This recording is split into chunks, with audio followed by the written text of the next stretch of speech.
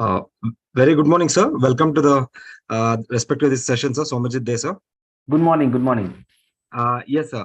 All students are yet to joining it. They're all Okay, coming. sure. No worries. We can wait for some time. No problem. Yes, sir. Thanks for your precious time, sir.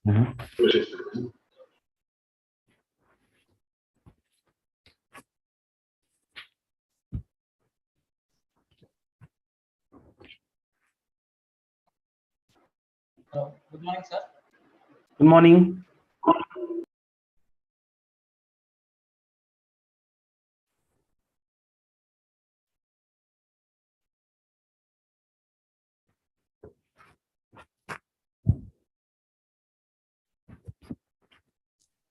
Good morning, sir. Good morning. Good morning. Good morning, sir. Good morning. Morning, sir. From Hubli, sir. Good morning.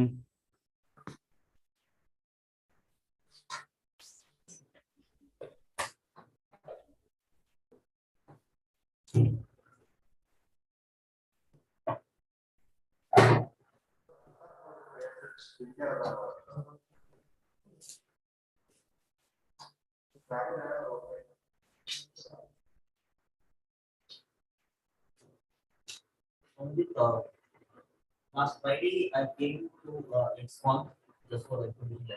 It was like very nice and I thought was. Altaf, your voice is very too far. I think so. We are not able to audible. What I was trying to tell is, last Friday I came for ThoughtWorks Exxon event. Okay. Okay. So like very much interesting things. No, Especially still your voice is not so much clear. You're like it speaks like very far from your mic. I think you're keeping your mic all right. okay. I think now I'm audible. The mic was having some trouble. I think I didn't speak. Yeah. Yes, Michelle. Yeah. Very good morning, first of all. Still, my center students are on the way. Just now we tried reaching the students. They are telling what we are saying. They have to join another 5 10 minutes. Okay. Ashwin. Sir, very good morning, sir. Yes, sir. Good morning. Good morning. Ashwin Bandra ಅವ್ರ ಲೈನ್ಗೆ. Yes, sir. Soumyajit Dey, sir, is already there, sir. Soumyajit Dey, sir, our honorable DO is on. No. Just carry on. No issue. Yes, sir. Just carry on. Good morning to everybody. Welcome, sir. Welcome for the session, sir. Good morning. Good morning. Thank you so much. Welcome, sir. The Sunday is yours, sir. Judgment Day. Hope judgment will go in a right direction, sir. Right. No, that's fine. I just wanted to check, how do you want to do this judgment thing, in the sense, are you going to share something with me, and am I supposed to do, because I haven't had a chance to discuss this. So any thoughts on that? How do you want to proceed? Always, sir. The technical issues, sir. I am competent to say this. You can go. You can have a word with Professor, sir. Okay. You can take your views, sir. No issue. Okay. Yes, sir. Good day, sir. You can take over the mic, sir. Sure. Thank you. Bye. Good day. Yeah, thank you. Okay, I think everybody's started to come in. I think which is good. Let's give maybe a couple of minutes more, and then we'll start. Yes, sir. Yes. Okay. Yes.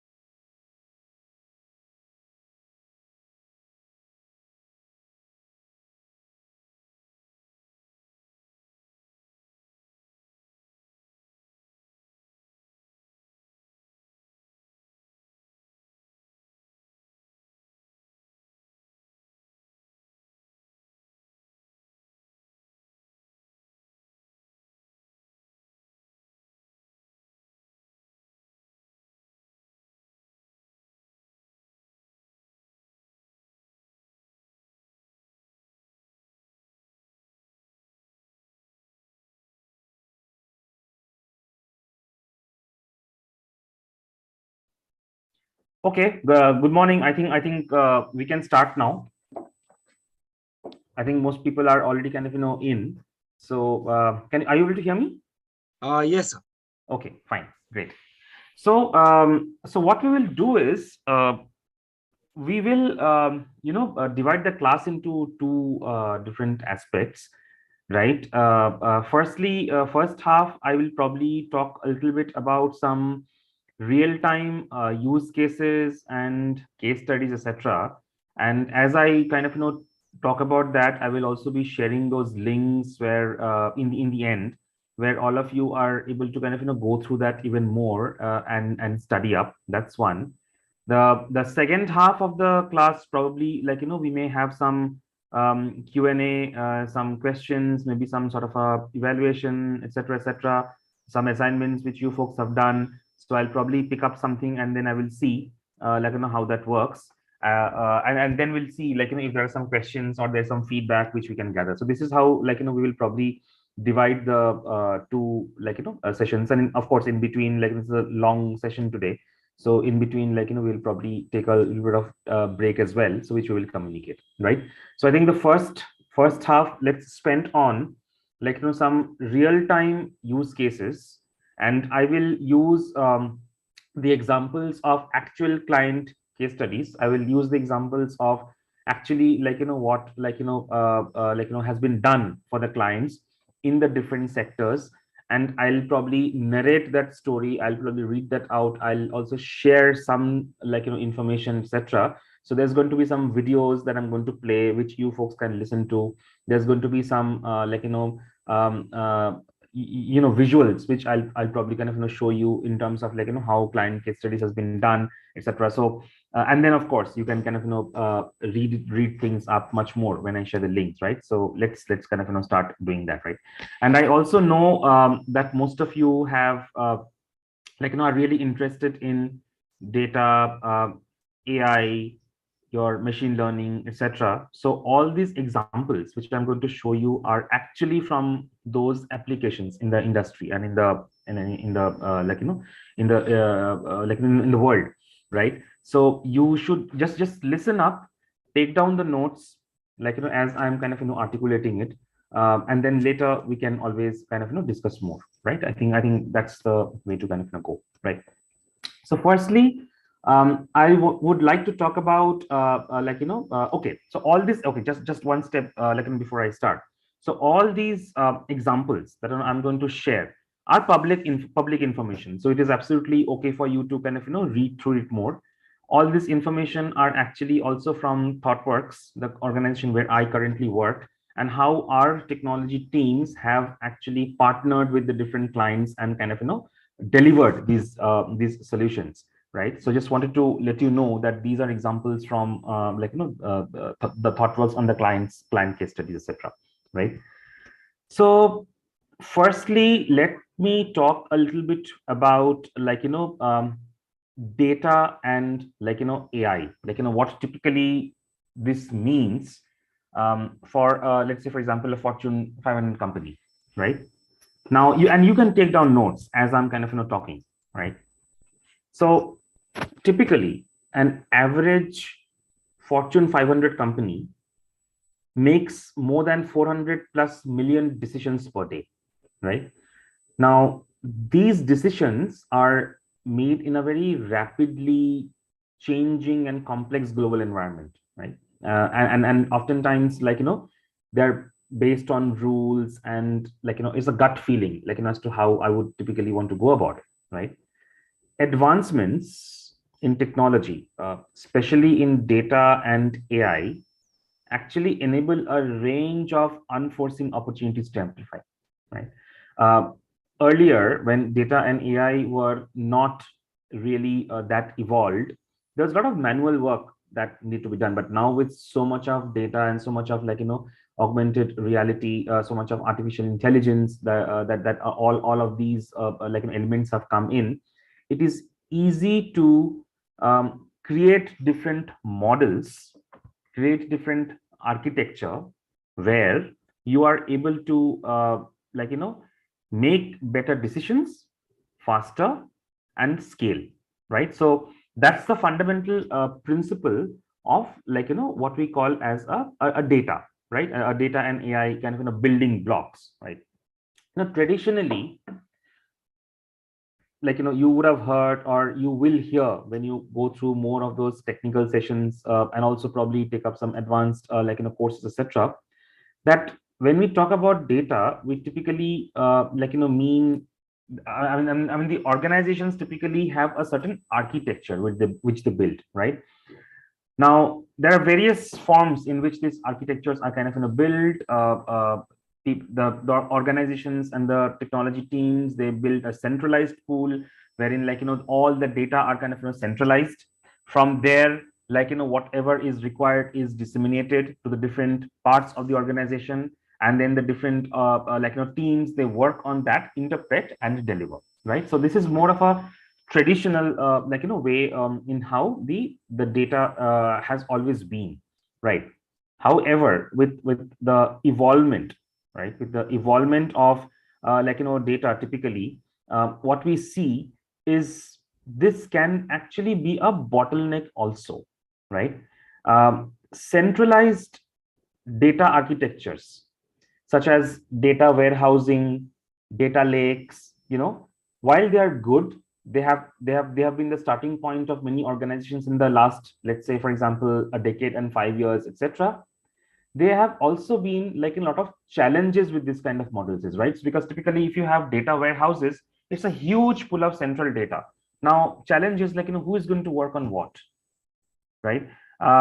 Typically, how will the data flow from one part of the system to the other?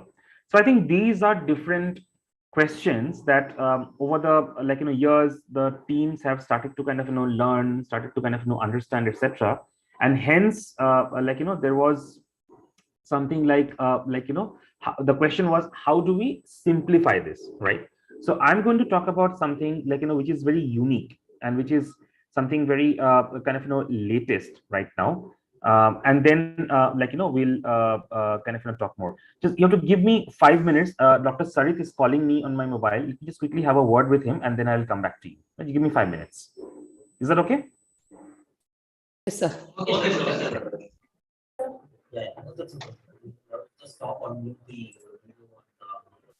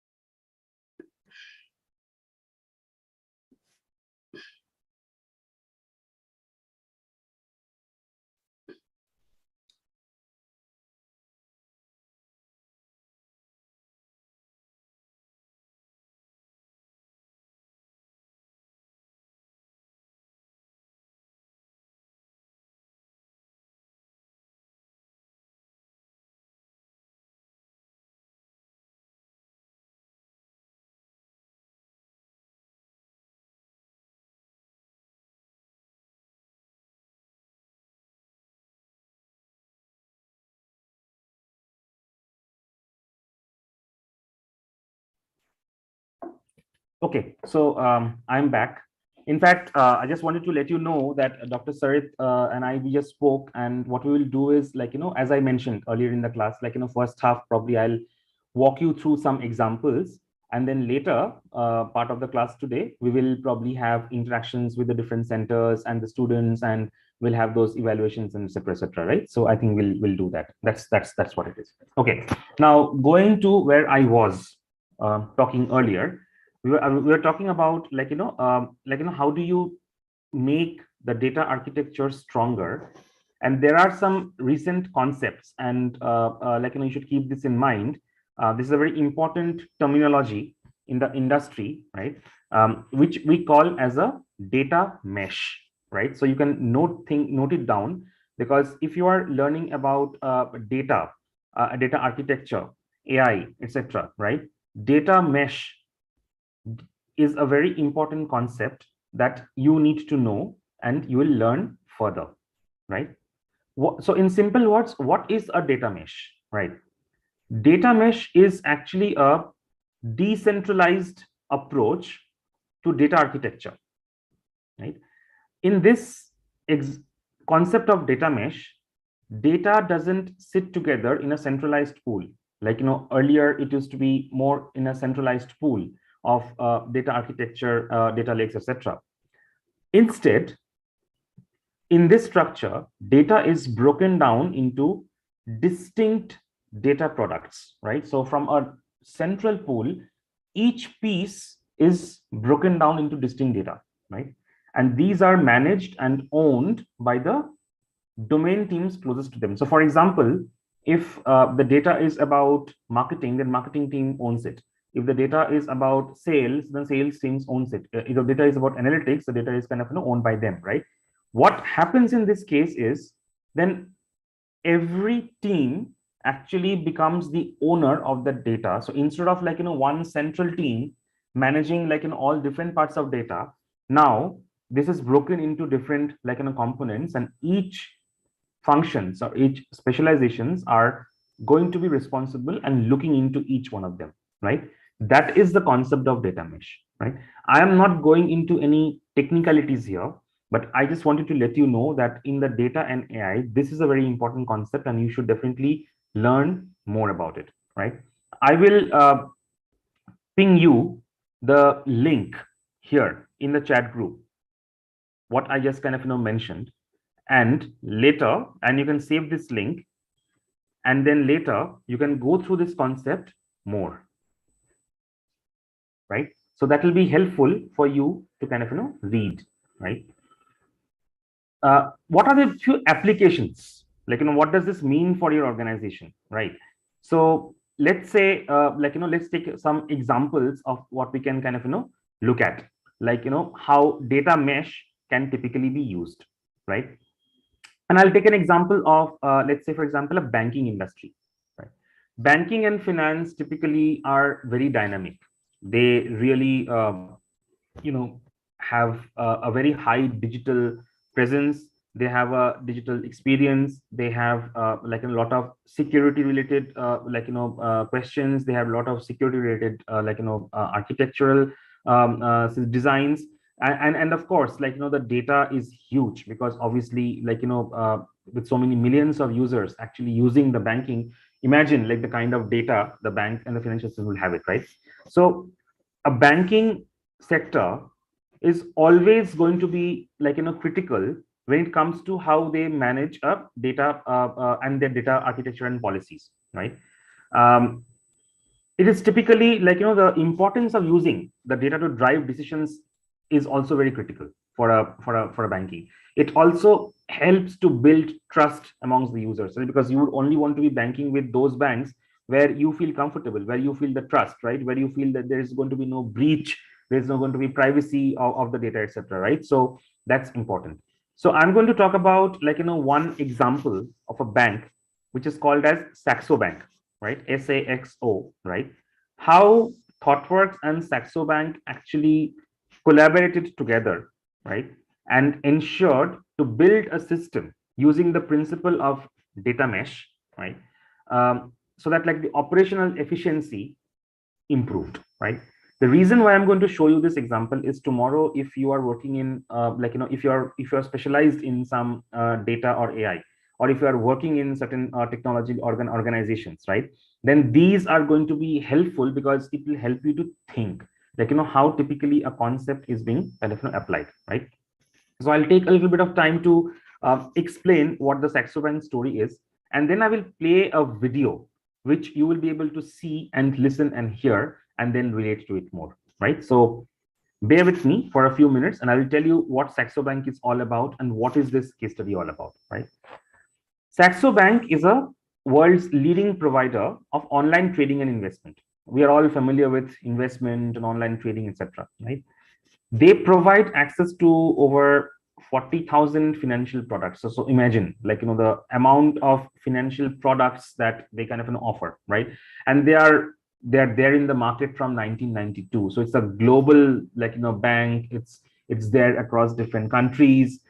It provides us access to so many different financial products, etc. So it's a leading global bank, right?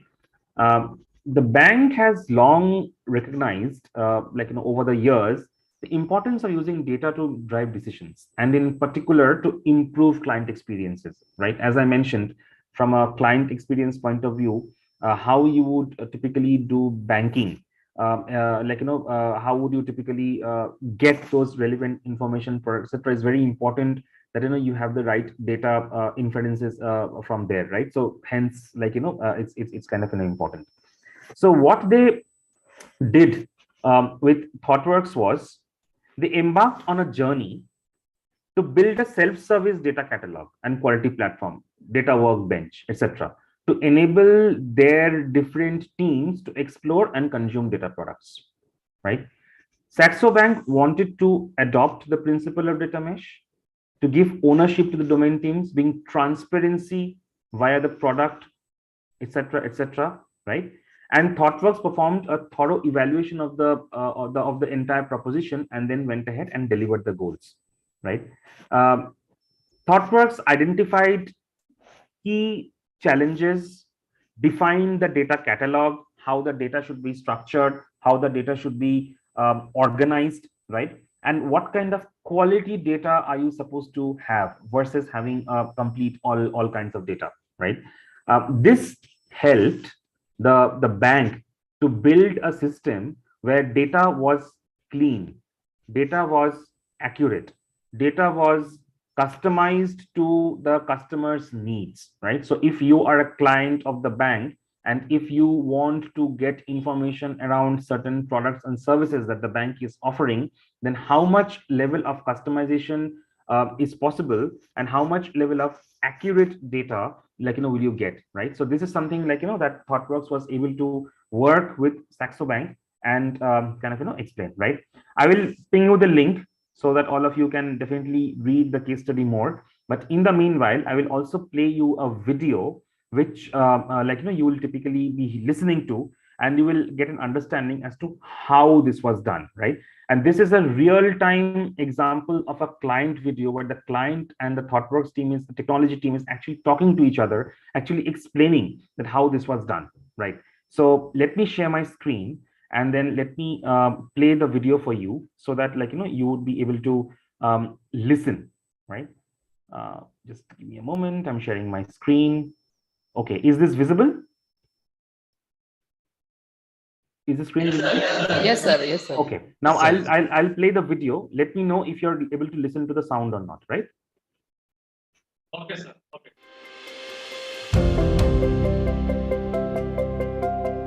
Are you able to listen to the sound? Yes, sir. Yes, sir.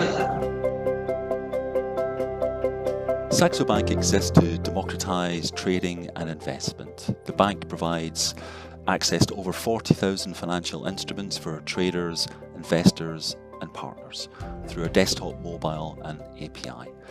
We partner with more than 120 banks that utilizes our technology and our processes to build trading and investment platforms for their clients. Saxo Bank has this vision and desire of becoming a data-driven bank, focus on open banking and embrace the ecosystem.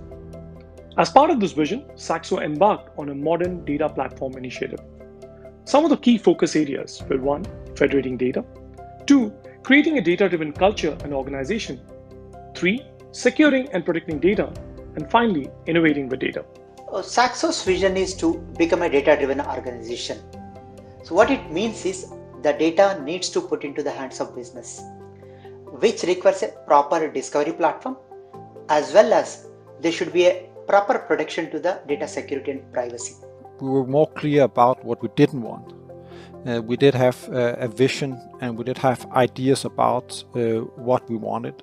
First of all, we needed help and guidance to select the right tooling for data quality and data governance for Saxo Bank. To this end, we engaged ThoughtWorks as a pioneer of modern data practices. This was a unique problem to solve. It was within the realm of data mesh, a concept that has originated in ThoughtWorks. And ThoughtWorks champions the impact of culture on the technology. And we believe in collaborating with our clients to transform the organization. In Saxo Bank, our mission is to have happy and active clients whilst reducing costs and complexity.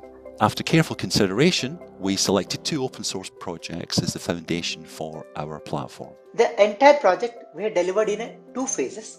First phase is minimum viable product in the period of 5 months, and the second phase we delivered as a most lovable product in the period of 6 months. As a result of this, the business teams are enabled to manage their data products better. So this solution is a mix of culture changes and tech interventions, and this takes time to manifest. Some of the key milestones that we see in future will be smooth onboarding of the partners, reduced time to market, and better user experience. The bank now has the ability to manage, access, and discover data assets because they implemented a federated data governance structure.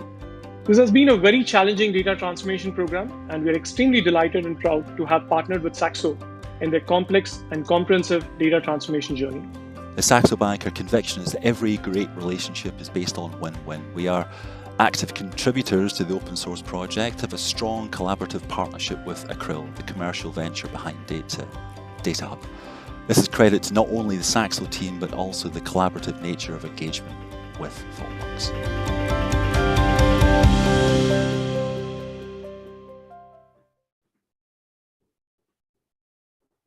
Okay, so you all were able to listen to the video, right?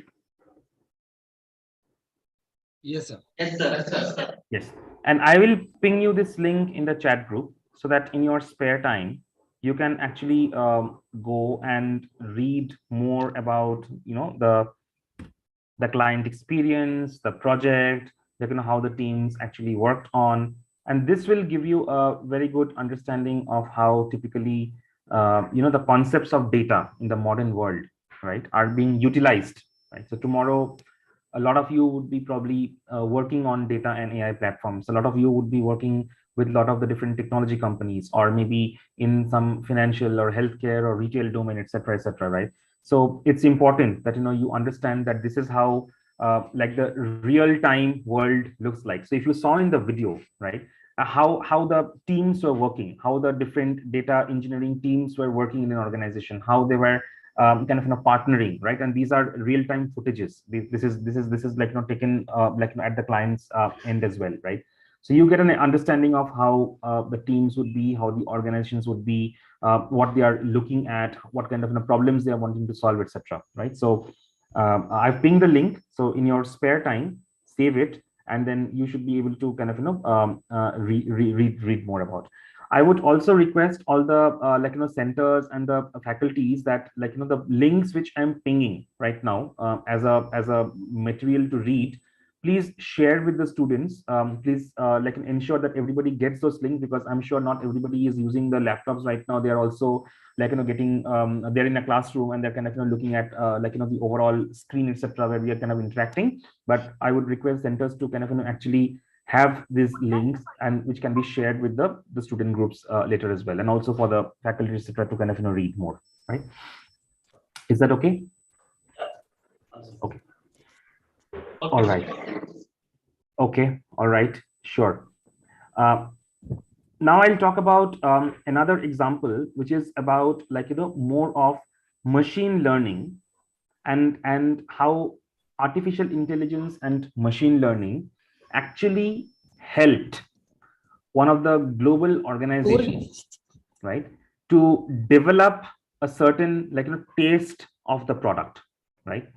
Now, one thing you must remember, that technology as a sector and technology products or technology solutions or technology offerings, right, has so much of power that it is not restricted only to technology companies, but it is across all the industries, right? Technology is an enabler. Data, AI, ML, all other various principles, they are enablers, and every industry uses these to enhance their own products and services, right? So one thing you must remember, that just because we are talking about technology, just because we are talking about any technology products or topics, doesn't mean that the work is happening only in the technology organizations. The implementation is also happening across the various different parts, right? We talked about Saxo Bank, which is in the financial domain, right?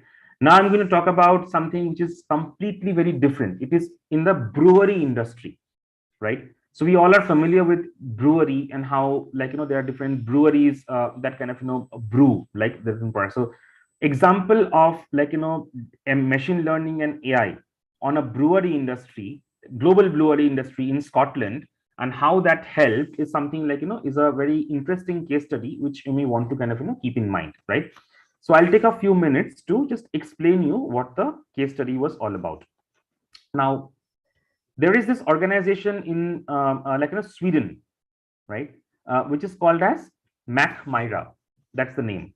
So what does MacMyra do? So they are actually a distilled whiskey producer. They produce whiskey, right? And they have been doing that for 20 years, quite a old organization. They kind of produce some brilliant whiskeys in the world, right? They were wanting to innovate. They realized that over the 20 years, the kind of whiskey they were kind of making was in a certain taste. Users were kind of they were loving it. Users were loving it, but then they were also thinking, how do we innovate, or how do we include some new flavors, or how do we ensure that we are able to customize and make it even more different from what they are producing, right? So while manually, if somebody has to do this, it takes a lot of research. It takes a lot of effort to understand how typically you would be brewing or distilling the whiskey, because whiskey making is a very long process. It doesn't happen overnight, and the longer the whiskey, the better is the flavor, better is the aroma, right? So typically, when somebody wants to kind of make a whiskey, right? Instead of it's different from making a wine, which is more from the grapes, right? This is something where really one has to think through what is the ingredient that you would be using, how would you store, what is the temperature, how long will you be storing it in the basket, etc., in the casket, sorry. And then what kind of flavor it will typically kind of give you, right? So it's all in the blend. How are you kind of typically blending it, right? When a whiskey is first distilled, it's a clear liquid that can have an elegant or a smoky character. It can have both these different elements, right? It can, to get the rich aroma, flavor, and color which we see and as an end product, right? It needs to be really stored probably for many years in the wooden casks. There's a maturation process, there's a fermentation process, and all these different options that come in, right?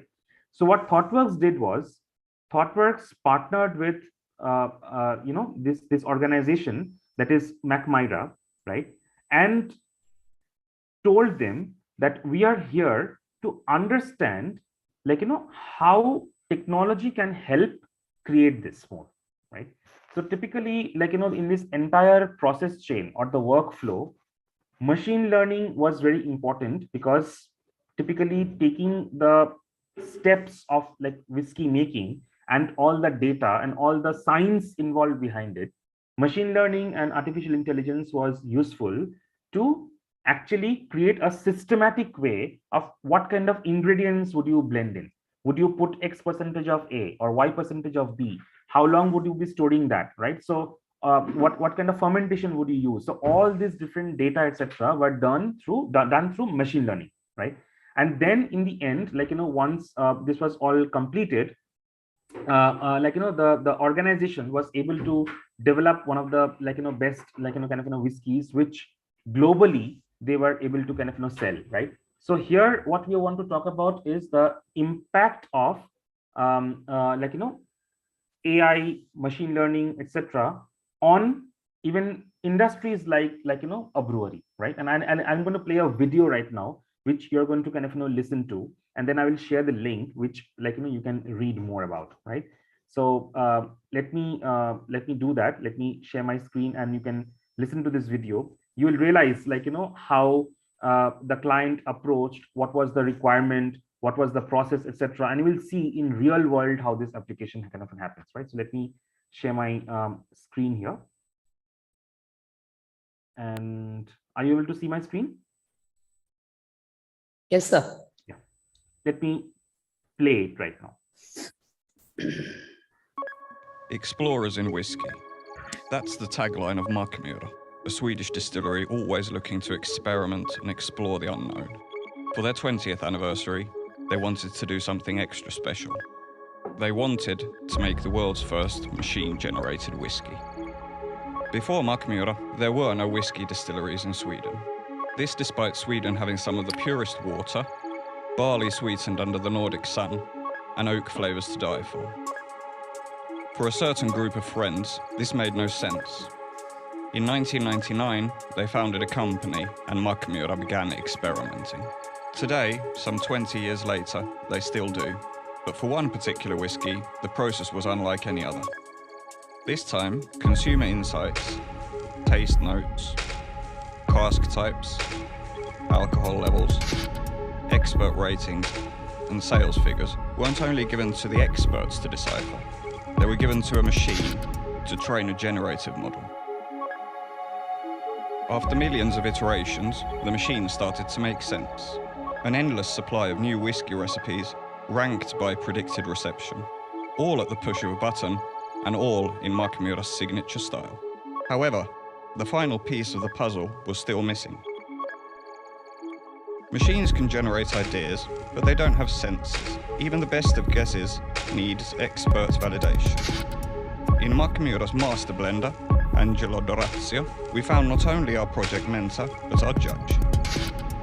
Of the top 5 generated recipes, Angelo chose one for bottling. The world's first machine-generated whiskey launched in August 2019. The first batch sold out in one day. It's been covered by Food and Wine magazine, The Times of London, and many others. It was consumed live on Finnish morning television. But most importantly, it's loved by us enthusiasts. Markmyra Intelligence, an example of what's possible when machines augment the expert.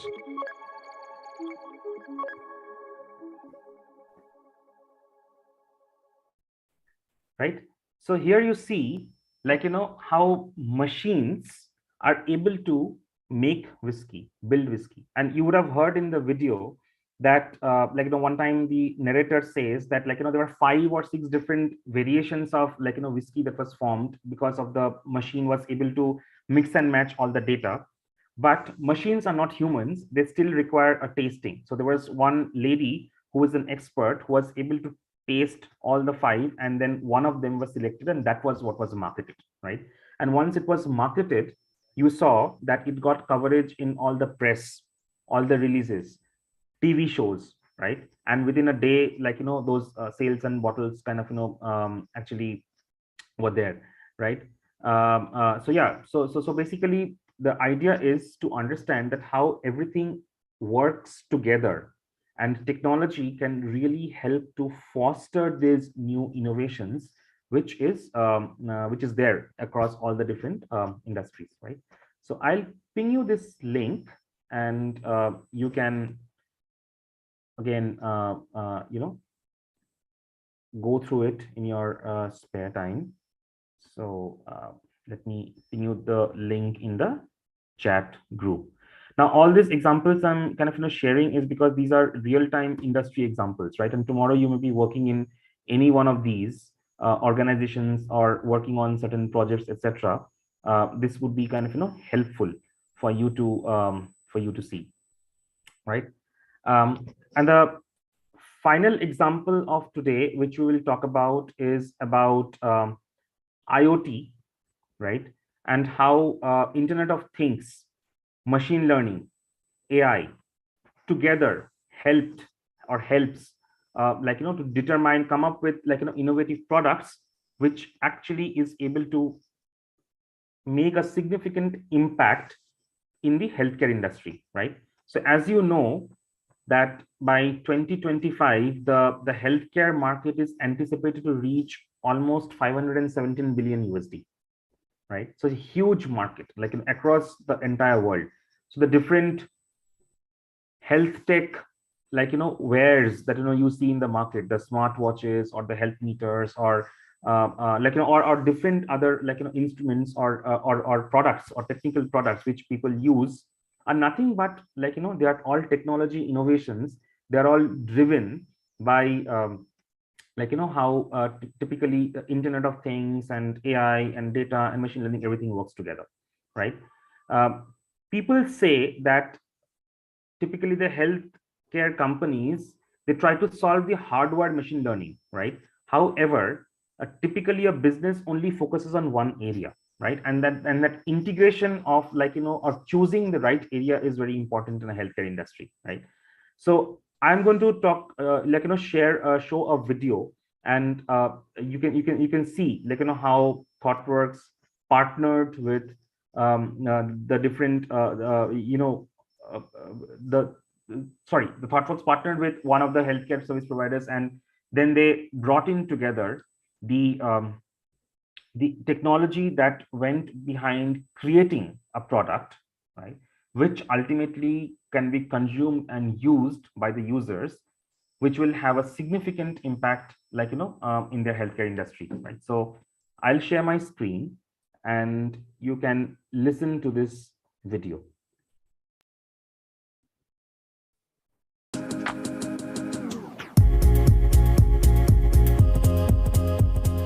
I think anyone that's had to care for someone that's elderly or anyone with a chronic condition understands some of the challenges associated with their needs at a given point in time. People deteriorate, and picking up on that deterioration is often complicated. Care costs are escalating.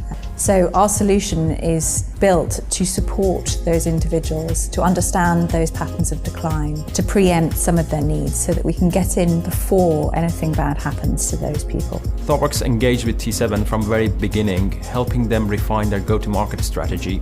And after that, we worked with them very closely to identify a thin slice of the platform that could go live in front of customers within a few weeks. T7 Tech has built a platform called Centaur, which ingests a whole host of data from different sensors that we place around an individual's home and wearable devices. With this data, we can understand patterns of behaviour around that individual, and we can also understand whether there are areas for concern, areas of decline, or perhaps they're struggling with certain things around the home. And it allows us to put support in earlier so that the person doesn't decline rapidly and end up in acute care. Each of these products had their own way of connecting to our platform and their own different software development lifecycle. We overcame this challenge by placing our delivery team next to hardware manufacturers in China. Being co-located in Shenzhen with the manufacturers meant that our team could work very closely with their team and solve the problems in a matter of days instead of weeks.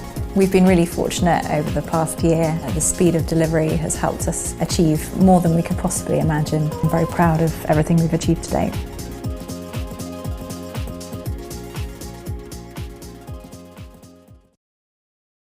Right? So you see an example of like how technology can be impactful in a healthcare sector, right? So I'll share this link with like you all, and you can read through it later,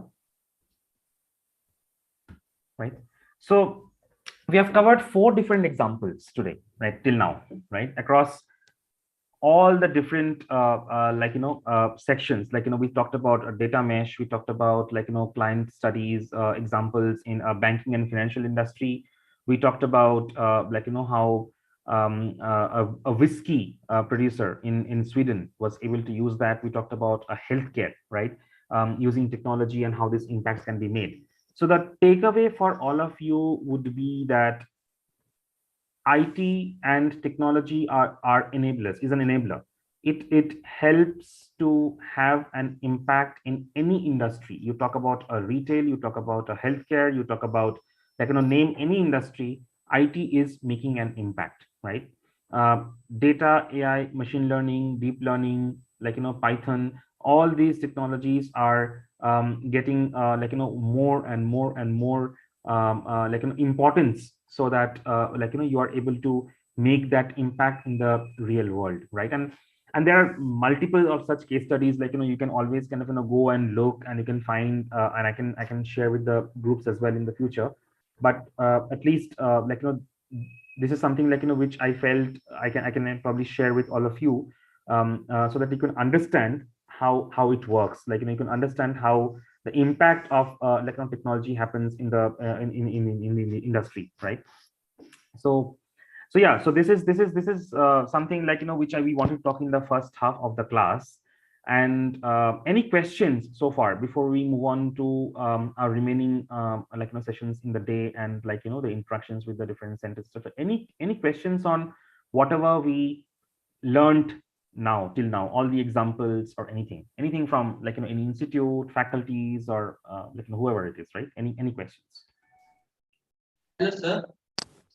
Yeah. I am Sriram Kamat from Chestil Kundapura. So, sir, you have given us 4 examples till now. Sir, are there any examples that you have worked with in any Indian companies, sir? Indian tech? Yeah. So there are the Saxo Bank example which I give you was actually done from India. The Bangalore team actually worked with the Saxo Bank, right? While the Saxo Bank is a global bank, but the team which worked on this project was completely from India. So this entire ideation, this entire development happened from India, right? Even within India, there are banks like IDFC, right? Axis Bank. These are the 2 banks that which are more of the Indian banks, and the India team has kind of worked on something them. The case studies are being developed. They are still not public yet, and hence I couldn't kind of share, but I can let you know that these are the 2 examples which the India team has been able to do. What you can also do is you can search in Google thoughtworks.com India, basically the ThoughtWorks India page, right? And then you can go and see more client studies, which is more India centric. You can there are a lot of the apps. For example, there is one app called Bhamni, BHAMNI, right? This was something that was developed by the ThoughtWorks team, which is again a kind of a healthcare app that was made for India as an organization, right? So yeah, so you can see all those different case studies by searching and going to thoughtworks.com India. You will see that. Thank you, sir. Okay. Any more questions?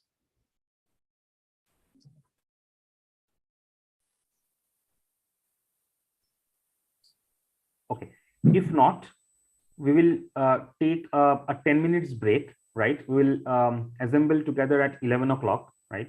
And what we would do is we will do some evaluations, and we'll do some Q&As with all the centers, because today is the end of the last day of July. So we are also supposed to kind of understand how much you have understood, how much you are able to grasp, and what are your thoughts. I would like to hear that as well. So yeah, so we'll do that evaluation, and then we'll take it up further, right? So let's gather back in 10 minutes, and then we will interact more. Okay, all right. Okay, sir. Thank you. Thank you. Okay, sir.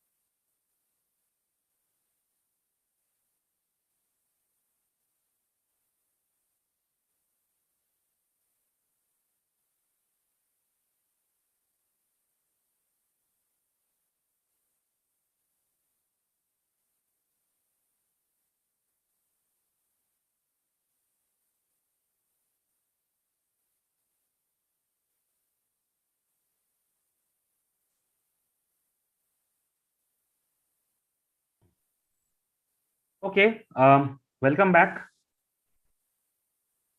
Yes, sir. Thank you, sir.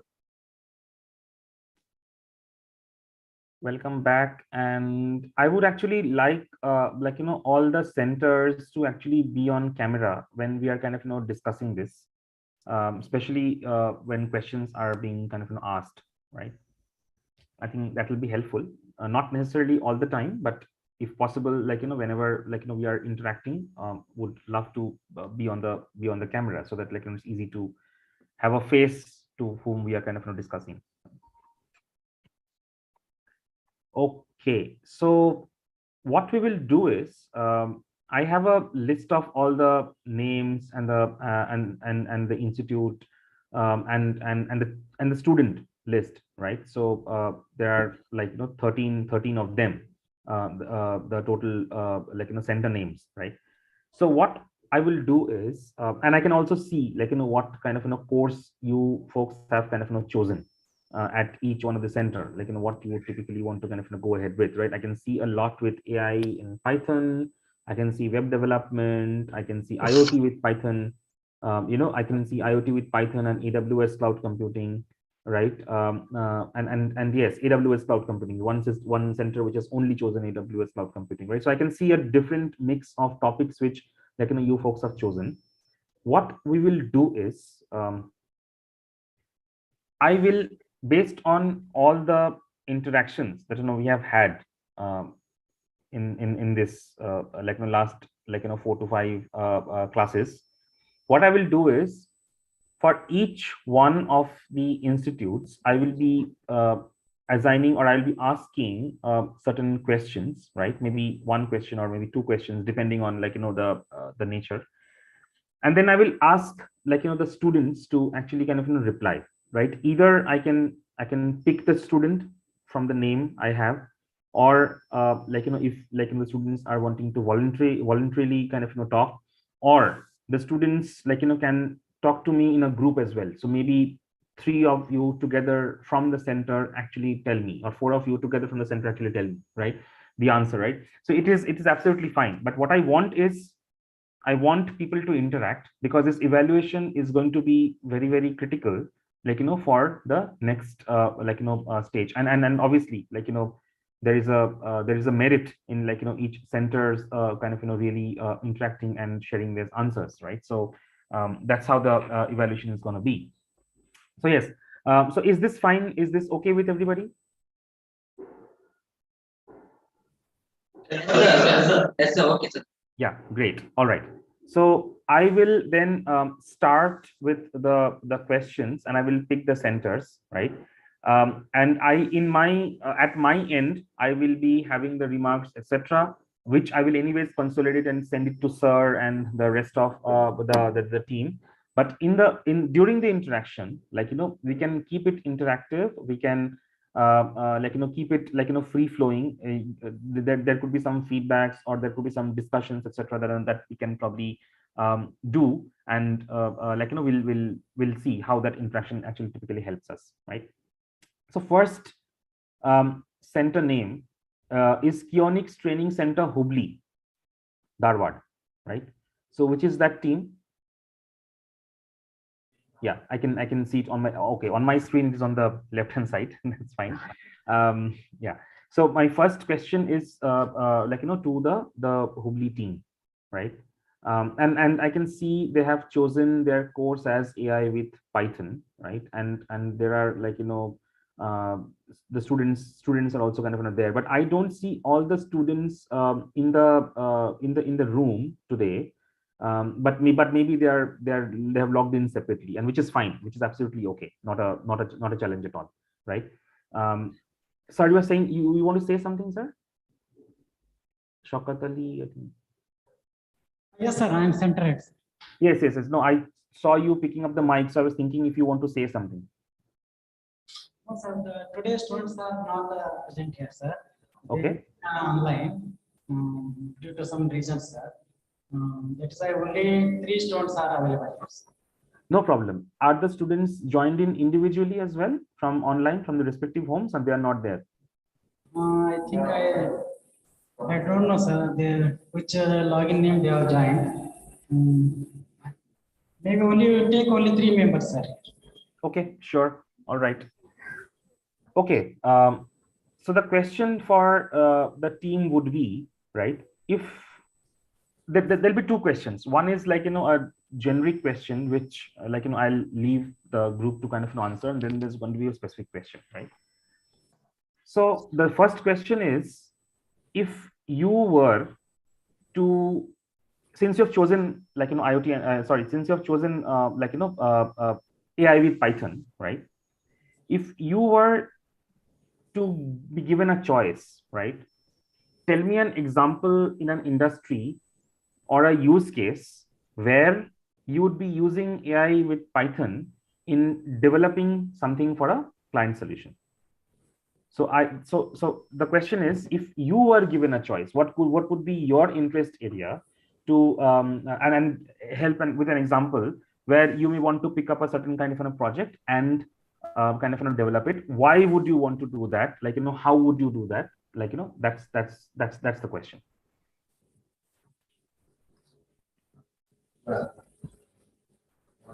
Anybody?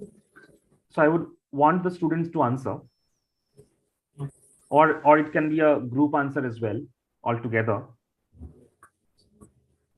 They would like to do their project based on digital marketing sites. That is fine. If digital marketing is something that they would want to present, absolutely okay. So tell me, how in digital marketing would you be using AI and Python, and tell me a use case for it. By using the IoT, sir, for publicity, whichever the device is required, there will be sensors. So many sensors they will use as far as digital marketing is concerned. They will talk to us. No, give me a specific example. Yeah, sure. No, I get it, what you are saying. So let the students give me a very specific example. Like, I would want to use AI and Python based on my understanding on this, and why and how. Sir, sorry to interrupt. I would request Mr. Shaukat Ali is my center head. I request, sir, on behalf of, say, let students speak if you don't mind. No matter if they are 3 of their present, means let them only speak. I request. Okay, sir, I will hand over the mic to them. Please, my. Yeah, very much hesitating to speak, sir. No, they need to speak, because if they don't speak, then they do not get marks. They don't get evaluated. Then the entire this entire course goes for a toss. The problem with them is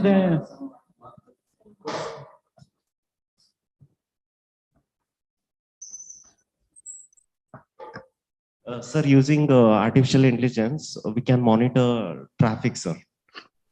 If someone crosses the traffic signal, that will be monitored using cameras, and that screenshot, it will be taken by the cameras, and that will be recorded in the servers, and notice it will be issued to that particular person, sir. Okay. How in digital marketing do you use that? In Mumbai, they have if sound it reaches to some decibels, again that traffic signal it will start from the beginning. Okay. It stops all the vehicles. Such technologies we can develop using artificial intelligence, sir. Still, many applications we can develop using artificial intelligence, sir. Okay, sure. Even in go ahead. Also, so many applications can be developed, sir. Especially in oncology, to check the cancer disease, many equipments are available nowadays, sir. Yeah.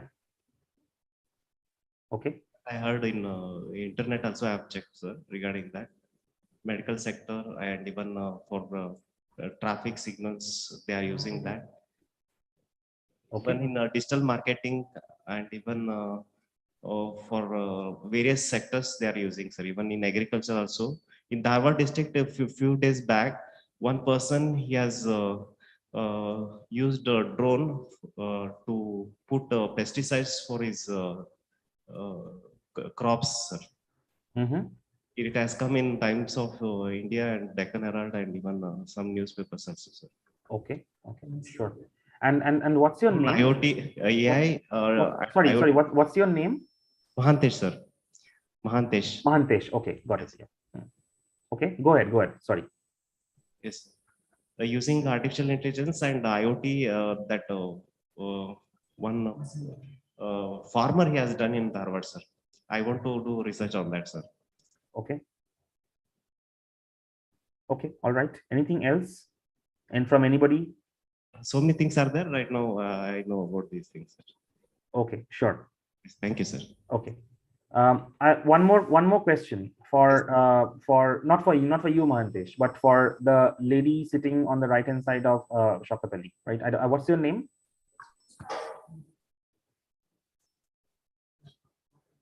Pushpa, sir. Pushpa. Thank you. So Pushpa, there's a question for you. If you were let's say, for example, working with web development, or if you're working with on the digital marketing piece of developing a web, right? How would you use AI and Python as a programming language? What would be the application for this? What would you build?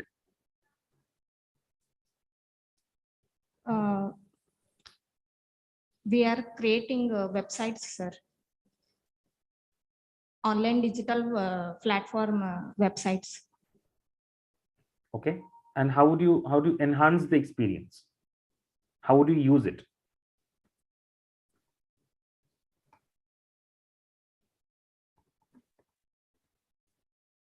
How would you typically use this to build? I mean, anybody can say, I'm going to build a website, but typically, website can be built on a lot of other languages also. Why AI and why Python?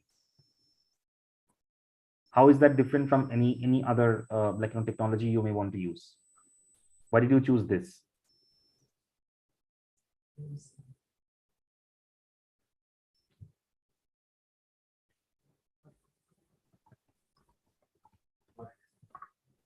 No idea, sir. Okay, sure. Anybody else in the class?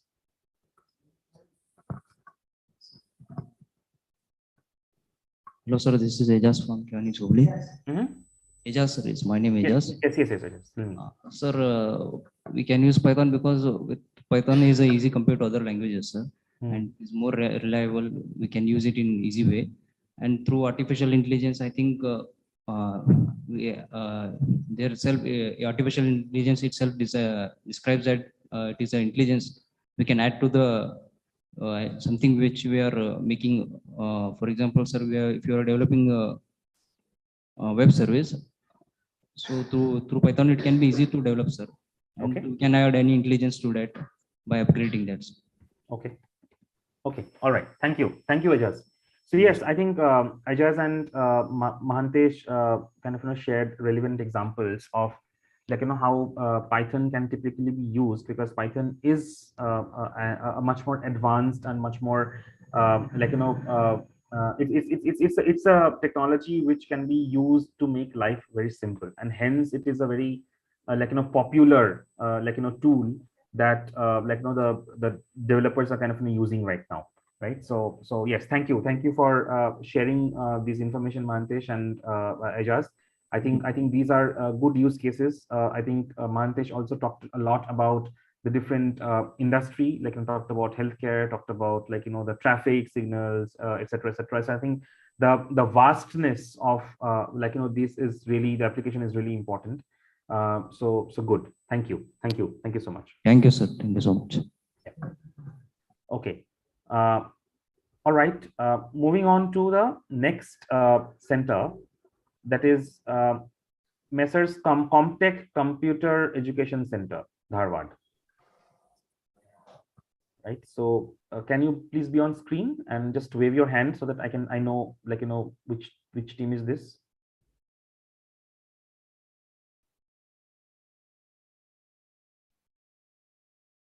Are you there?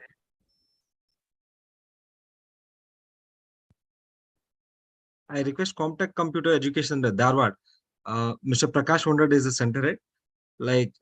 Students are Apurva Mathad, Kirti, Rekha, Indira, Prakash, Kittur, Apurna. Is anyone there from center? Soumyajit Dey sir want to interact with you. So is anyone there? Please raise your hand. So we are not able to see your video, center video actually.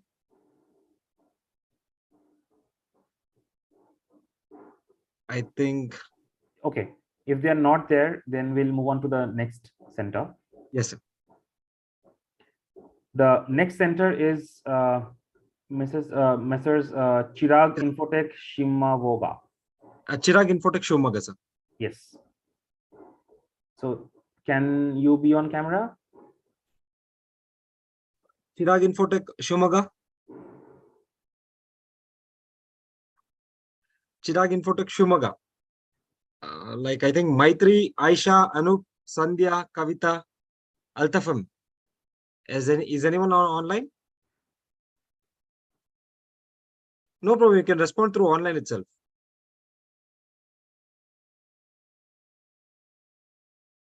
So I think they are also not. Okay. No problem. No problem. We move on to the next. It's Srishti Infotech Kundapur. Oh, that's a good one. Which one was this again? Sorry. Oh, yeah, I can see the group. Yes. All right. Okay. Thank you. Thank you so much. Good morning, sir. Good morning. Good morning. Good morning. Very good morning. Okay. So you folks have chosen AI with Python. Yes, sir. Yeah, that's the thing, right? Okay, great. Now the question for you would be, right? Let's say in a gaming development, right, which is media entertainment, right? It's a very prominent industry right now, right? So how would you typically leverage AI and Python there? What would be a good use case? And why do you think, like, these technologies would be so important for a gaming or a game development industry? Very specific question. Yes, sir. So you all can individually answer, or you all can quickly take 1 minute to discuss amongst the group, because I can see you have a pretty decent group there. So maybe all of you can actually answer as well, so that it's a more interactive. So anything is fine with me. So whoever wants to answer that. But I would want a good participation, not only the two people sitting in the front, but also in the back, right? So that, like, there is a good interaction. So yeah, so all over to you. Sir, can we take 1 minute? Yes, please take 1 minute. Yes, absolutely. You can have a quick discussion as well. Yeah.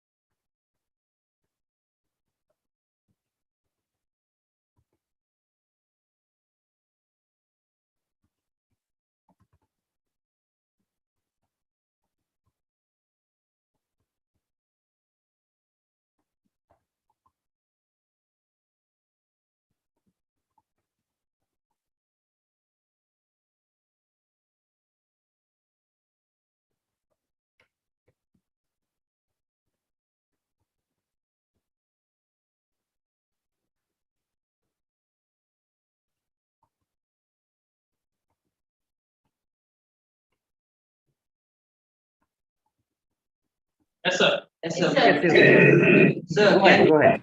Sir, can we each some of us can tell a single point? Yes. Absolutely. Yes. So, sir, using AI with Python. So now the games are like we are playing with the mobile, so we can convert that into like metaverse characters using avatars, so we can log into our avatars, and it will be more realistic. The game industry will can actually change its course, sir, using that. Okay. What else? So, Yes? why while transaction, we can detect paying to credit cards. Credit cards, okay. No, I was like talking about gaming. So how would you typically use credit cards in gaming? I just curious. How are you? In-game purchases. One at a time. There's a loud sound happening. So yeah, I think yeah. Go ahead. The lady behind. Yes. While purchasing, there is some transactions. So that time we can detect the pay credit cards like that. Yes, that's true. Very true. Okay. Good example. Sir, now gaming is completely developing, sir.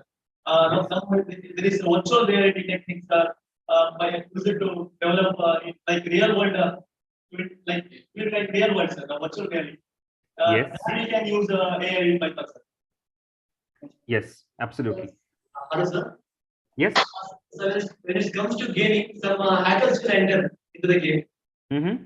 If they made some changes in codes codings, they should detect, sir. We can use AI with Python. If they make changes, we should detect and send the message to the gaming company. Right. Absolutely. Very true. Very true. Okay. I think these are very good answers, and thank you so much as a group for answering this. Thank you, sir. Thank you, sir. Yes, because this is helpful. So I will add on a little bit more. So gaming app development is such a prominent part of the industry right now. Like and there are many applications of Python that can be used in gaming industry, right? Probably gaming industry is one such industry where there is a lot of use of Python, like because it's a very dynamic as an industry by itself, because things change, right? If you think of like all the different games, and I don't know whether you play games or not, but for example, there's a game called Battlefield, right?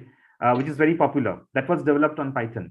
Then there were games like World of Tanks, like Frets on Fire. So these are all very popular like games that were developed on Python, right? So and you can see like how typically the industry has really embraced it and taken it up, right? Also Python, the use case of Python in a gaming industry is among the top 10 use cases, right? It's you amongst the different industries that Python is used, like gaming comes in the top 10, right? So it's very important, and hence I think I asked this question and all of you were able to kind of as a group answer. So thank you so much, right? Thank you, sir. Yeah. Thank you. Okay. Now I move on to the next group, that is Messrs. Sridevi Technology Udupi.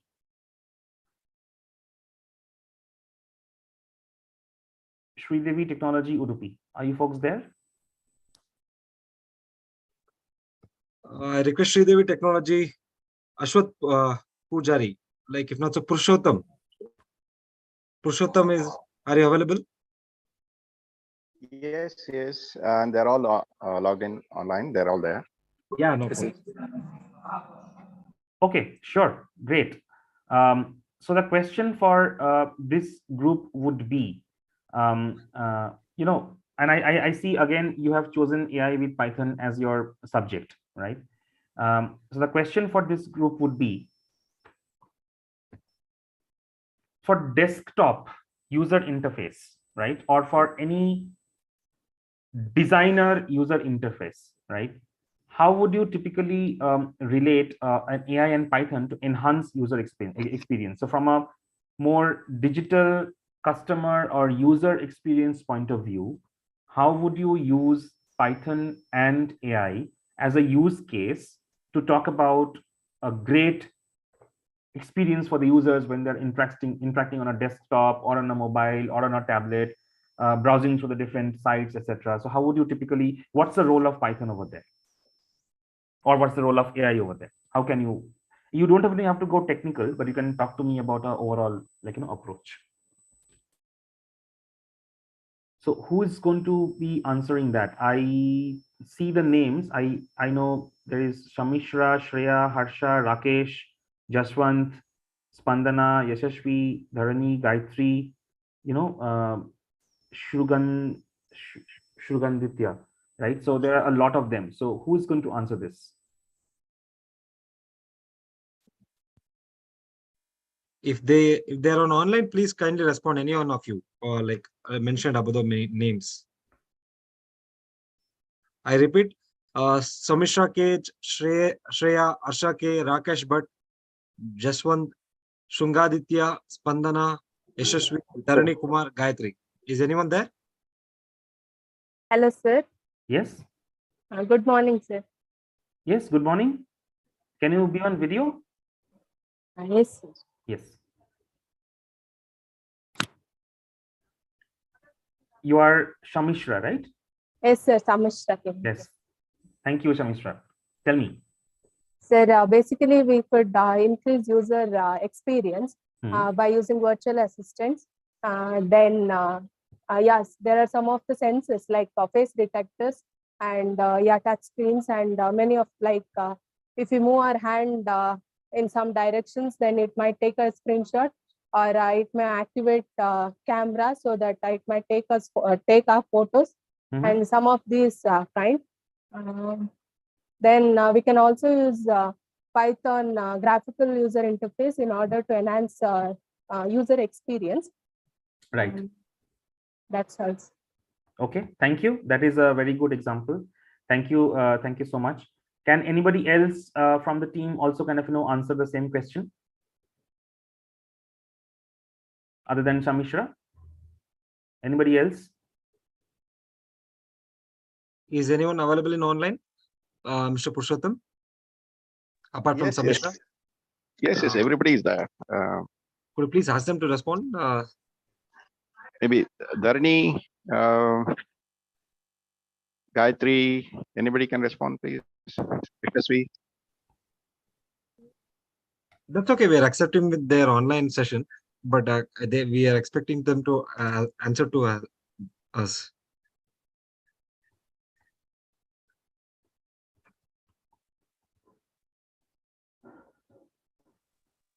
Hello, guys. Can anyone other than Samishra respond, please? Hello, sir. Asha. Hello, sir. We can use a voice assistant. Sorry, who is this?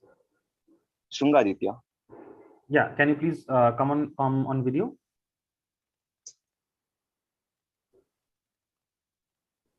Hello, sir. Yes, I can see you. Thank you. Thank you so much. We can also use a voice assistant to when you're typing some in WordPad also. Sorry, I didn't get that answer. So what were you trying to say? When we're typing in keyboard, we can also use a voice assistant for. Okay. How would you typically? So are you saying when you're typing in the keyword, or are you going to be using the voice assistant to do the search? Voice assistant. Okay. All right. Okay. All right. Take care. Thanks. Thank you so much. Thank you. Thank you. We will move on to the next center, and that's Vaishali Computers. Vaishali Computers. Yeah. Yes, I can see you. Yeah, I can see you online. Yeah. Okay. And you folks have chosen IoT with Python, right? Okay, great. Okay. So the question is, give me an example of how IoT and Python can be used in, let's say, a sports industry. Okay, or to make life even more easier, how can IoT and Python be used, let's say, in IPL? And we all know about IPL, but that's a cricket tournament in India, right? And I'm sure you're familiar with it, right? Even if you don't watch the game, but I'm sure everybody knows about IPL. So how can you use these two technologies to improve the user experience, right, of users interacting with during the IPL time? It could be either on a television, it could be on a mobile, it could be your desktop. There are different sporting organizations that's there, and during the IPL they do a lot of these different activities, right? So how can you use this to improve the user experience? Application of this in a sporting industry, IPL to be specific. Got it. Just give me 1 minute. Let me have a discussion. And Yes, please, absolutely. Yeah. Please have a discussion. Yes.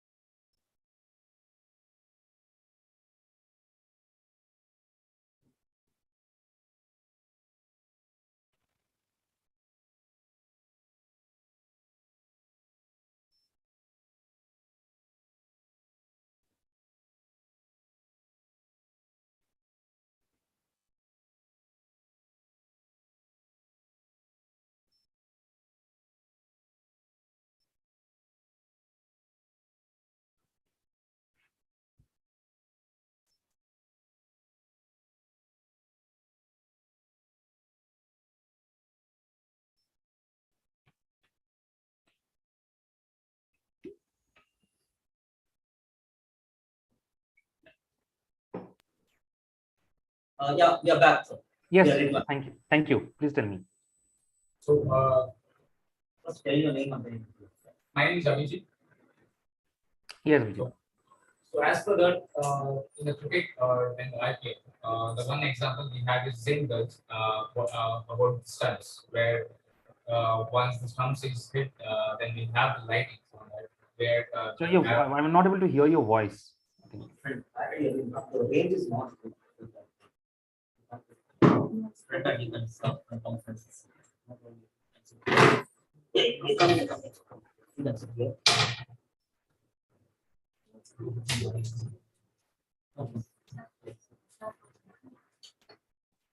So now is it okay? Yes, much better.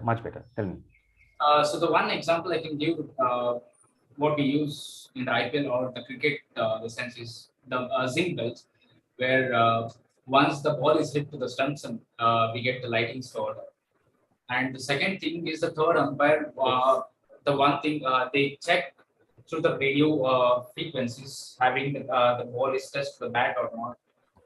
That is the one thing what we have. We can use the second example for that in the IPL. And even the watching of cricket through IoT, the devices like the Hotstar or whatever the displays we do. Okay, that's great examples, right? What else? Like anybody else from the team? Sir, and we can predict whether batsman is out, whether batsman is not out. In case of hotspots, using the hotspot, like ball tracking, ball tracking is considered whether batsman is out, whether batsman is not out. Yeah. And also, what is the speed of bowler is bowling the ball? Yeah, sorry. Yes, great. And sorry, your name is? My name is Ravichandra, sir. Okay, Ravichandra. Sir. Okay. Yeah, go ahead. Sorry, go ahead, Ravichandra. Yeah. And another example is use what is the when you hit the batsman ball is what is the range? What is the highest range to the highest range reach is considered the is considered the 4s or 6s, sir. Okay. Thank you.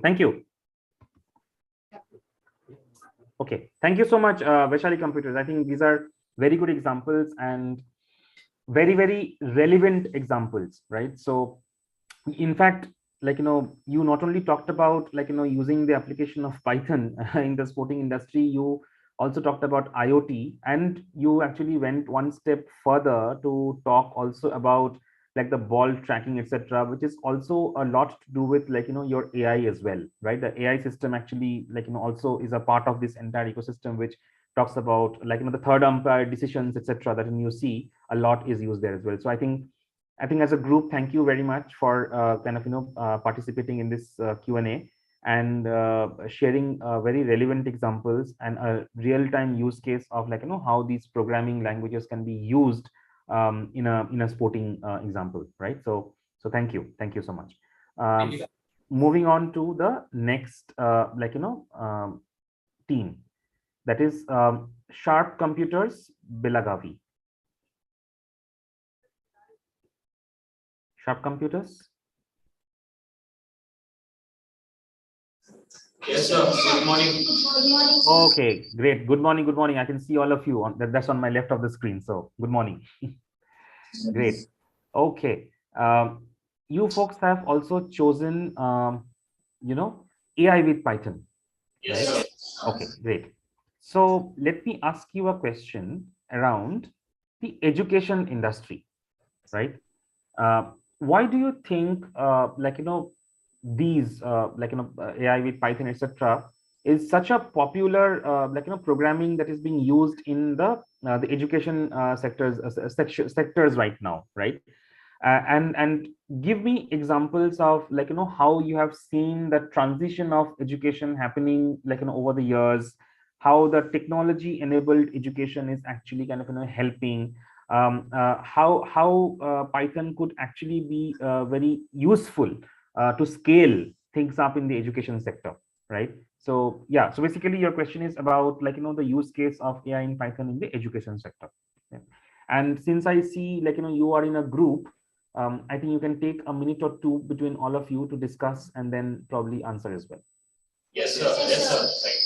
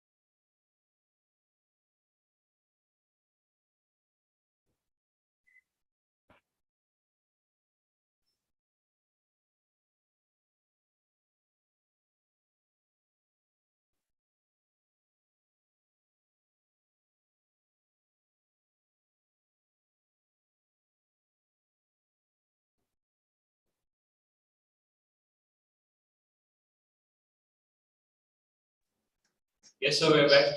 Okay, all right. Tell me. Yes, sir. With the artificial intelligence, now we can see one of the applications like Byju's application. Sir.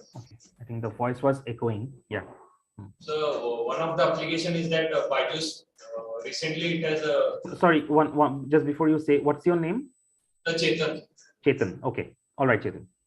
So now Byju's is also learning like adaptive teaching. It is the taking sir. Like student can also learn and ask a question also, like for every student individually, whoever the person is teaching them, they will take individual care for themselves through online mode only. Whatever the results will be there, they can be sent to their parents also, like how their marks have been allocated and whatever they are learning properly or not. So with the help of Python coding also they are be using, and then one more application is that Code and Juniors, where children can learn Python. That is also one more company which has taken the initiative to teach small kids how they can learn Python so easily. Okay. Okay. What else? Myself, Ashlesh. And earlier we had storage issues, right? Lots of videos will be there, and people would have storage issues. But now they're applying on server. They're using like AWS server and all. So that one problem is simplified. So we can upload many videos so that students can learn. And then we have chatbot also. There students can inquire. That is also one application of Python. Okay. And then, okay. Okay. Good examples. All right. Yes, please. And your name is? Sir, Prerna Bhavin. Prerna. Okay. Sir, from age 2 to 5 years kids, they're using animated classrooms, sir. For example, Use. And they're teaching in a very enjoyable manner, sir. This is the biggest implementation of AI programs, sir. Okay. All right. Thank you. Thank you, all of you, so much. I think really good examples, very good examples.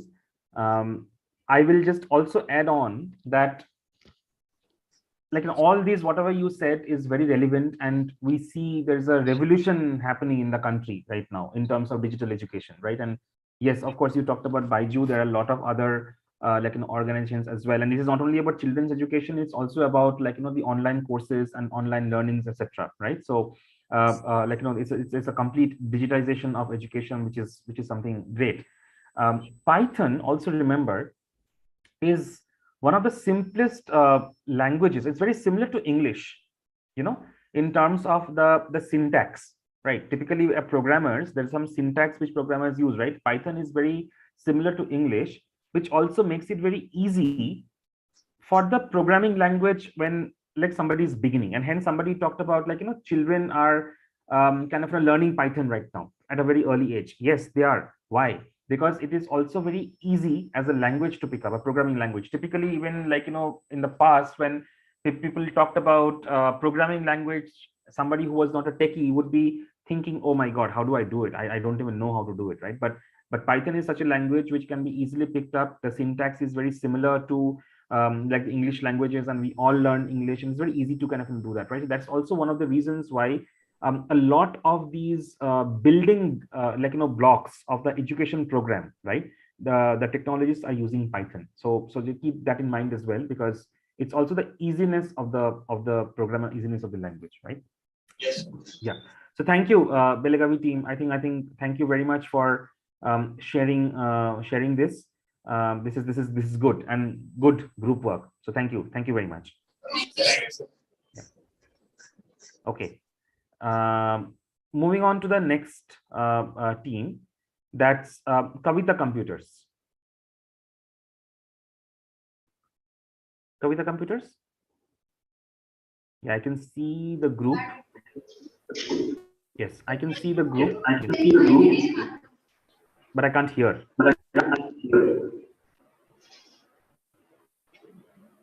Can you hear me? Can students speak? Yes, I can see some students moving around in the classes, but I'm not able to hear, and I don't know if you're using a mic or not. Good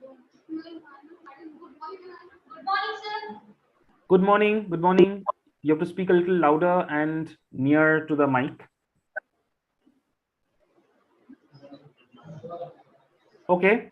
The question for you is, and I see you have chosen IoT with Python and AWS cloud computing, right?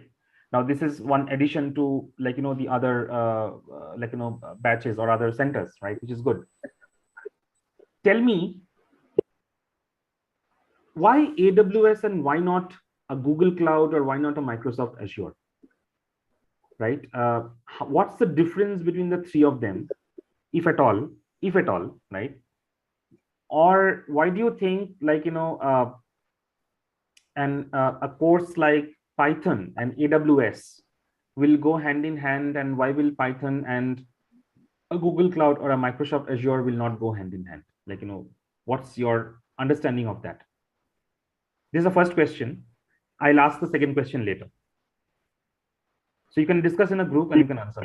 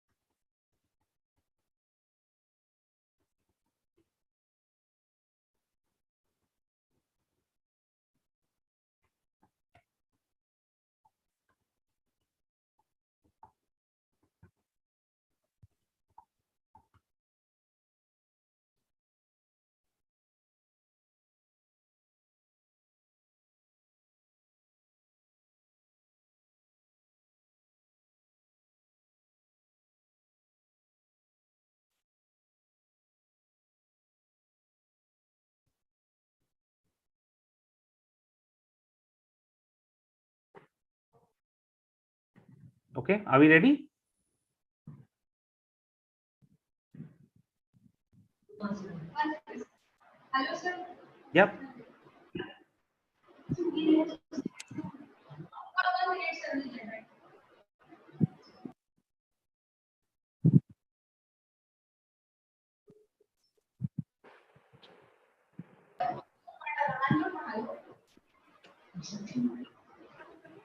Hello, sir. Yes. With the help of IoT, we can easily connect with the help. Sorry. Can you please be on camera?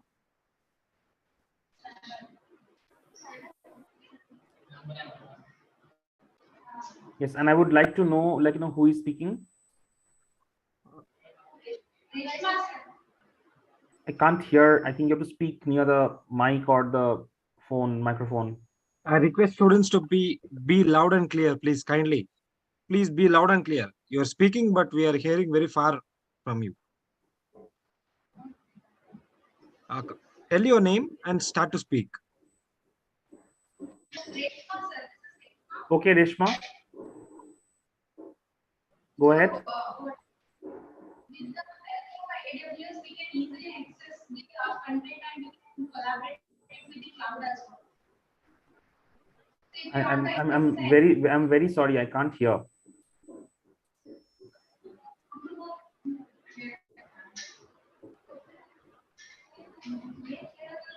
No.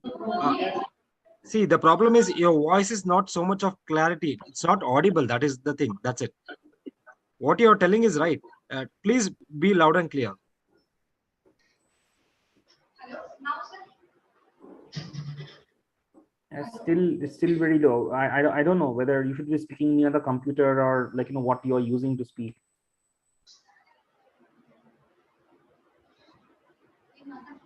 Hello. Yes. So if the things are connected with the help of the Internet of the Things, then AWS can help us to access the things. Whatever the things being stored, we can access. Okay. All right. But why AWS and why not a Google Cloud or a Microsoft Azure? Sorry, sir. I mean, why only AWS? Why not a Google Cloud or a Microsoft Azure? They are also cloud services. So more services were available. 200 services. More than 200 services were available over there. And about the security. Okay. So they are public clouds, I can say. So AWS is public cloud, right? No, sir. It's a secure cloud as a service. Correct. So are you saying Google Cloud and Azure are public cloud, not secured? They are also secured. They are for the public cloud. As compared to AWS is a service oriented cloud. Okay, so I think the thing is what you need to understand is all of these are cloud service providers, right? They are more or less the same, but AWS is probably easy in terms of the concept or the way the structure is. Maybe the others are a little bit more complicated, and hence maybe the programming language and AWS kind of works more hand in hand, right? It's not that you can't use a Google. It's not that you can't use a Microsoft Azure, but AWS is probably much more user friendly. I think that should be your answer typically in a question like this, right? Anyway, I think good attempt. Thank you so much. Can I have Sangamesh on video, please, if you don't mind. I want this up here. Sangamesh is online, right? From Kavita Computers. Okay. Yeah, I can see Sangamesh. Yeah, thank you. Thank you. Yeah. The other follow-up question to this is, how would you use Python, let's say, in the application of travel and tourism?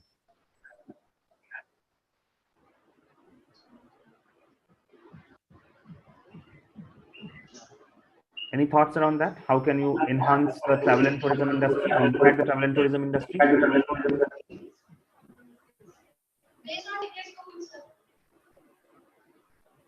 Sorry, again, I couldn't hear. Based on ticket book.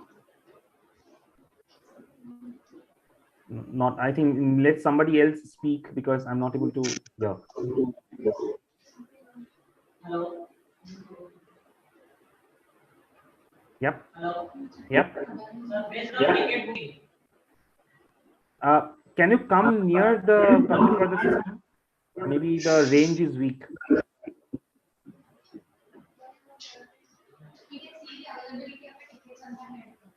Based on ticket books.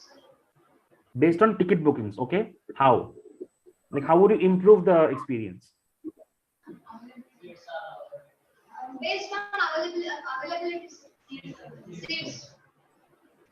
You mean like, you would be using this technology to understand basically or automate the system of ticket booking? Yes, sir. Okay, all right. No, that's a good answer, because these technologies can definitely be used to ensure that in fact, that's what they do as well. Like, all the Make My Trips and Go IBOs of the world, they actually use these technologies a lot. They are also kind of giving you the comparative price points, right? And from a user point of view, if the prices are going up or going down, or like, how typically like, you are able to understand and compare, right? So I think that's a good example of this. Sorry, what's your name? Sorry. Okay, I couldn't hear, but okay. Anyway, okay, no, okay, thanks. So I'll put this. Soumyajit, are you able to hear me? I can hear you. Soumyajit, are you able to hear me? Yes, Dr. Sajja, I can hear you. Now, Soumyajit, it seems Kavita Computer, there is some issue on the internet front. Okay. You are not able to get the answer? No, I'm able to get the answers. It's just that, like, probably the voice is coming very low, but I was able to get the answer. Acha, you got the answer. Yeah, I got the final answer. Yeah. Shankar, next time, whenever this evaluation is happening, Shankar, are you there? Are you able to hear me? Shankar Bittal. Shankar Bittal, Kavita Computers, are you able to hear me? Shankar, please unmute yourself. Is there, sir? Please unmute yourself, Shankar. Shankar, are you able to hear me? This is Professor this side. Are you able to hear me? Yes, I is speaking, but the audio is not coming. I think there is a problem in Kavita Computers. Neither I can hear Santosh, nor I can hear the students talking. Next time, when the evaluation day is there, see that, Ashwin, that the internet and all is working properly. Because it is not possible for all these experts to come again for the evaluation. So the day they declare an evaluation day, tell all the 14 centers, all the 13 centers that the internet should be there, or they make them sit, make the students sit in a place where the internet, this is maximum, so that they're able to answer. Otherwise, the whole thing will go waste. I don't want their time to be wasted. Okay. All right. Okay. Carry on, Soumyajit. Carry on. Yeah, thank you. All right. The next group is Chandrakant's Technology, Rajaji Nagar. I request Chandrakant Technology from Bangalore to speak. Is anyone in online or from center? I'm unable to see their video here. Nitin Kumar, Pawan Kumar, Deepasi, Ramakrishna, Ashwin, why their video is not on? That's why I'm checking, sir. Like, yes, now their video is on. Please, guys, speak. Okay, is the video on? Who is on? I am CK Chandrakant Technology, sir. Okay. CK Tech. All right. CK Tech. Okay. Yes, thank you. I can see that. Right. Okay. You folks have also chosen. I can see AI with Python as your course, right? Yes, sir. Okay, great. Tell me, like, how typically, in a banking industry, right? You can use the application of like, AI to enhance user experience. How would you kind of, use this as a user experience enhancement in a banking industry? Sir, just a minute, sir. We'll get back to you, sir. Yes, sure. You can discuss in a group. Yeah.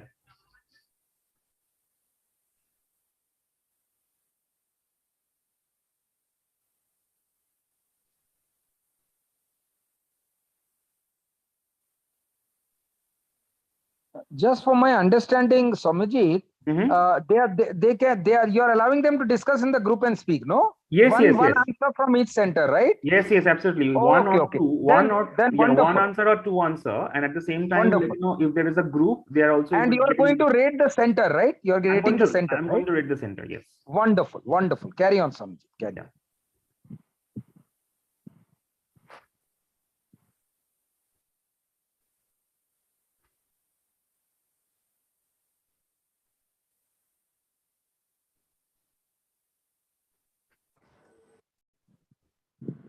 Chandrakant, you don't have all time in the world. Each center will be allotted only 5 to 10 minutes. So either you know the answer or you don't know the answer. Then he can go to the next question.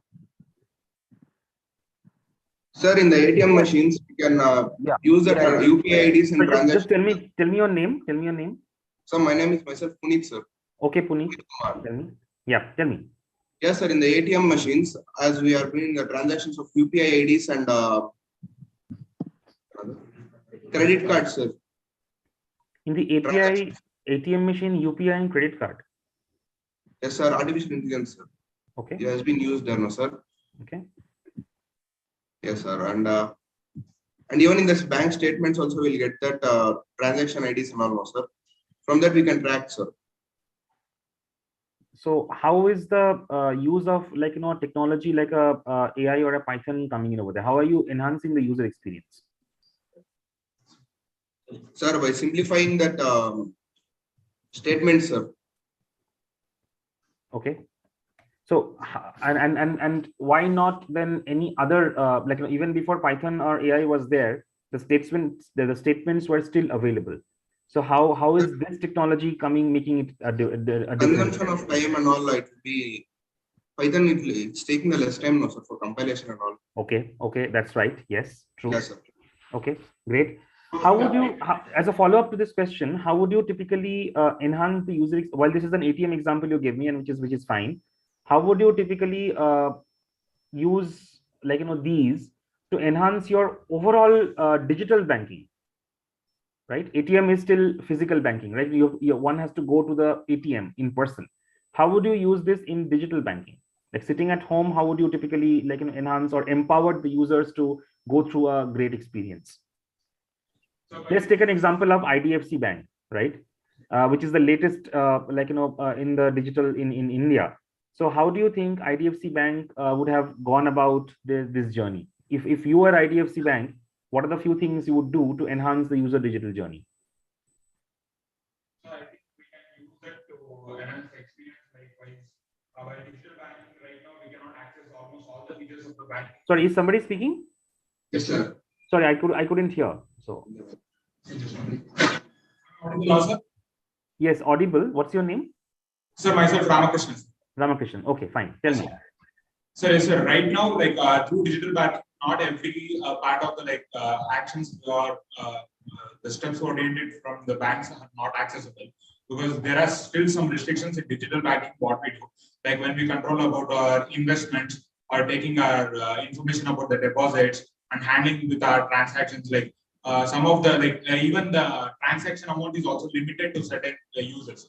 Okay. Like when we use with the banking for, there are different cards are also available. There is Visa cards, RuPay cards, which has their own limits for transactions. Yes. So when we come with AI and we can improve the security measures where some things can go wrong, we can improve that so that the transaction limits can be increased and the investment opportunities can be directly available at the banking sites itself instead of going through a third-party website. So we can directly link up the share market sites or any other new investment sites directly with the banking. So, yes, sir. So those are the things that generally come to my mind.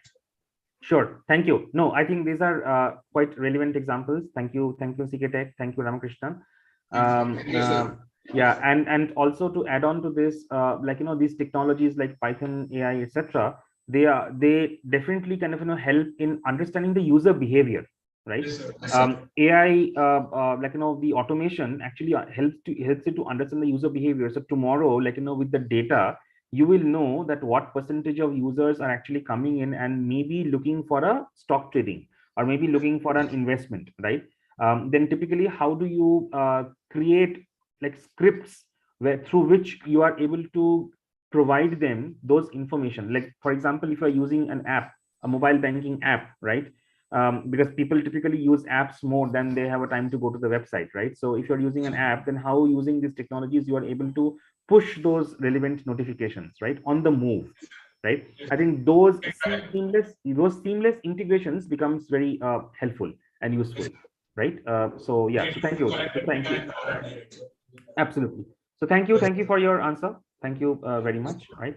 Thank you, sir. Yeah, we move on to the next group, that is Haveri, Suresh Haveri. Are you there, Haveri?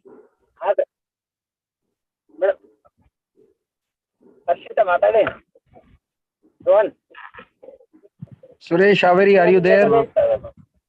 Hello, sir. Like, I am a student Good. from that center. Okay. Like, I'm You're not attending at the Rohit, center. right? You're Please, Rohit. please. I want to see the video, please. QNX Averi SSC. That video is on, sir. 4 girls sitting in a front desk. Okay, got it. We are able to. Rohit, Fine, carry on. Okay, thank you. Okay, so you have chosen AI with Python and AWS cloud computing. All right, great. So let's say my question to you as a group is this, right? Let's say you are a legacy bank, right? Let's say, for example, legacy banks, when I mean like HSBC, like more than 100 years or whatever they are in the banking system, right? Versus all the newer banks like IDFCs of the world, which just came up a few years back, right? So if you want to migrate your entire data structure, imagine you are an HSBC employee and you're HSBC bank. So if you have to migrate to, let's say, an AWS cloud computing, what would be your approach, right? Because obviously a legacy banking over the 100 years, there was no concept of cloud at that point in time, right? So how would you typically make a business case telling your management that, yes, we need to migrate to AWS cloud or Google cloud or Microsoft Azure, whatever that is, right? And there is a requirement why we should do that and not continue with our legacy systems, right? So what would that be? How would you make that business case?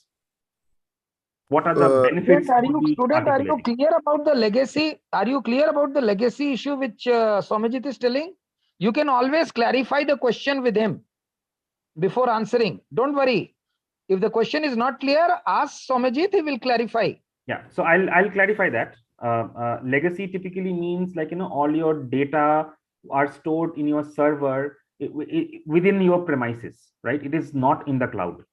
Now the situation is, now you have to move to a cloud system, right? And this is a very old bank, so typically the thought process is very different. So how would you make a business case, or how would you pitch saying that, no, yes, there is a merit in moving from the old system to the new system, right? So what are the benefits you would talk about, and how would you go about telling that? That's the question. Sir, first and foremost, the pitch would be banks deal with a lot of data, like a lot of data. And if they move into the AWS cloud system, and many of those cloud systems also have machine learning capabilities with them. Like I'd seen in the recent Goldman Sachs case study that was mentioned by the AWS. So they have lots of data, and that has been they'll have to process a lot of data. So if they are there, then all of that mundane jobs can be automated with AI and machine learning, and it can reduce a lot of time for them. So that would be the first point.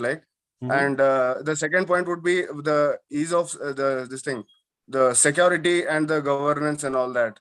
So say you have one server and located somewhere, and there is a system failure, then you'll have either lost your data or you lose a cloud-based system.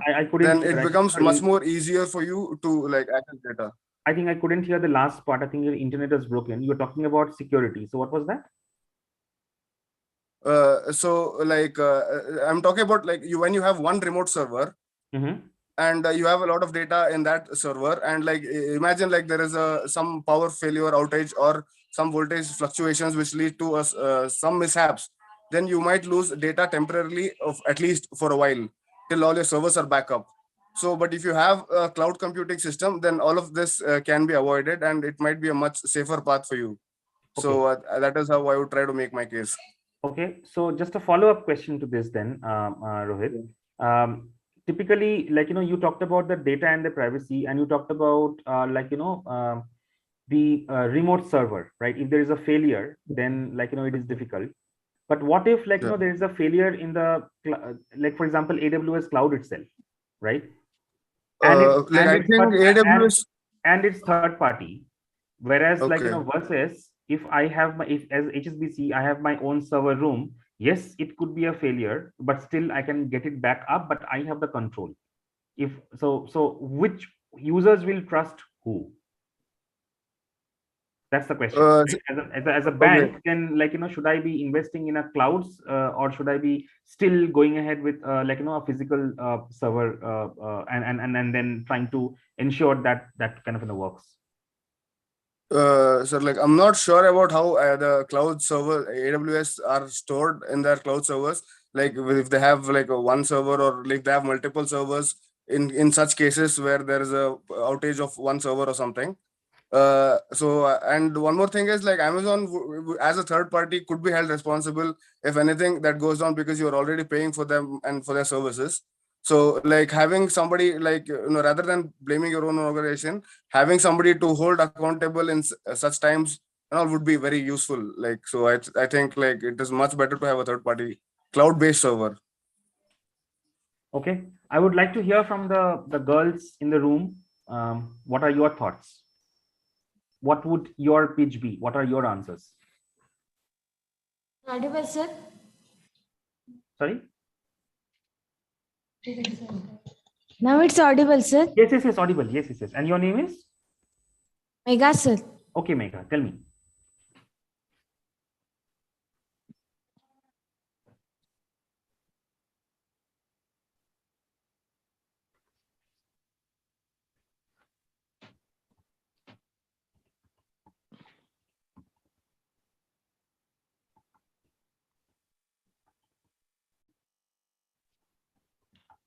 Suresh, Haveri, who is your second line teacher? Haveri, who is your second line? Sir, Afrin Banu. Professor this side. Who is your second line? Afrin Banu, sir. Pardon? Who? Afrin Banu. Okay, carry on. Okay. Yes, go ahead. Answer. Yes, sir. In the cloud computing, we are using for data privacy and the storage, sir. No, so the question was whether you would, as a bank, you would want to move towards adopting a cloud versus having your own storage in your premises. So Rohit answered saying that there's some benefits of using cloud and hence he would recommend using the cloud. So I had some queries around while yes there are benefits, but there could be some security concerns as well. Why should I move my data to cloud or that to a third party cloud, right? So I wanted to hear from you, if you were HSBC Bank, then how would you typically approach this? Would you continue having your own servers and data stored in your own space versus you are okay to go ahead with any third party cloud like Amazon or Google or Microsoft Azure of the world? What would that be and why? Yes, sir. We are paying for them. We are paying for them because of security, no, sir. No, I don't know. I'm asking you. Because of security only we are paying for them, sir. We will upgrade our security levels, sir. So that's the challenging question. Do you think working with third party vendors will actually enhance the security versus you can manage your own security in your own premises? Will enhance our security, sir. Okay. So what else? What else will you do? Why would you choose a cloud, third-party cloud?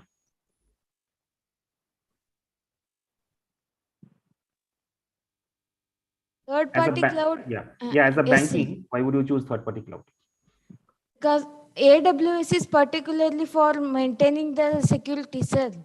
Security I've already answered. Why else would you choose? Other services also are there, sir. Like? For security, data storage, sir. And other services are there, sir. Okay, so I'll just add on to this. So typically, like, the function of a cloud, the basic function of a cloud is, why did cloud computing even come up, right? There was a reason why cloud computing actually even came up as a concept. So the cloud computing offers you, like, much more flexibility, much more scalability, and, like, the maintenance cost is much more lesser than if you had to maintain everything in your on premises. That is, like, in your own, like, you have your own server room, you have your own data storage, etc., right? While these are the advantages, like, there are always questions around security. So a lot of times the banks, they are very particular about where they would want to save the data, store the data, because it is customer data. So storing on any third party could be tricky, and hence the reason of, like, a lot of the banks have still not migrated towards cloud. They would eventually probably do in the future, but they have still not kind of migrated towards the cloud, right? But as a your answer or your explanation would be more around scalability, the benefits of cloud. I think that was what I was wanting to kind of hear from, like, all of you. So what are the benefits of kind of having migrating towards the cloud? Scalability, easy maintenance, less cost, it's like more cost effective, right? Etc. While security is an important topic, but how do you typically ensure that, like, your data is secure is something, like, which, like, still needs to be answered, which still needs to be kind of talked through, because security as a overall system, as an overall function, also needs to kind of evolve. It is not completely evolved there yet, right? So hence, like, a lot of banks are kind of hesitant to move towards cloud. So you should look at this as a holistic solution, and not just only talk about security, because security is not the only like, selling point here. There are a lot of other aspects as well, like, why one should move into the cloud. But anyway, I think, like, between all the four of you, and also Rohit, I think you made a good attempt to answer the question. So thank you for like, kind of participating. Thank you, sir. Yeah. I'll move on to the next, like, team, and this is Sri Satyam Technopark.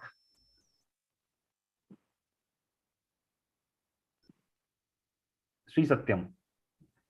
Hi, sir. Satyam Technopark. Hello, sir. Good morning. Okay, is it individually Neha or who is speaking? Sir, Neha and Vinod, I guess. Could you please turn on your video if you're on online? So actually, I'm facing connectivity issue due to rain, so okay, no problem. I would be on audio. No problem. Okay, all right.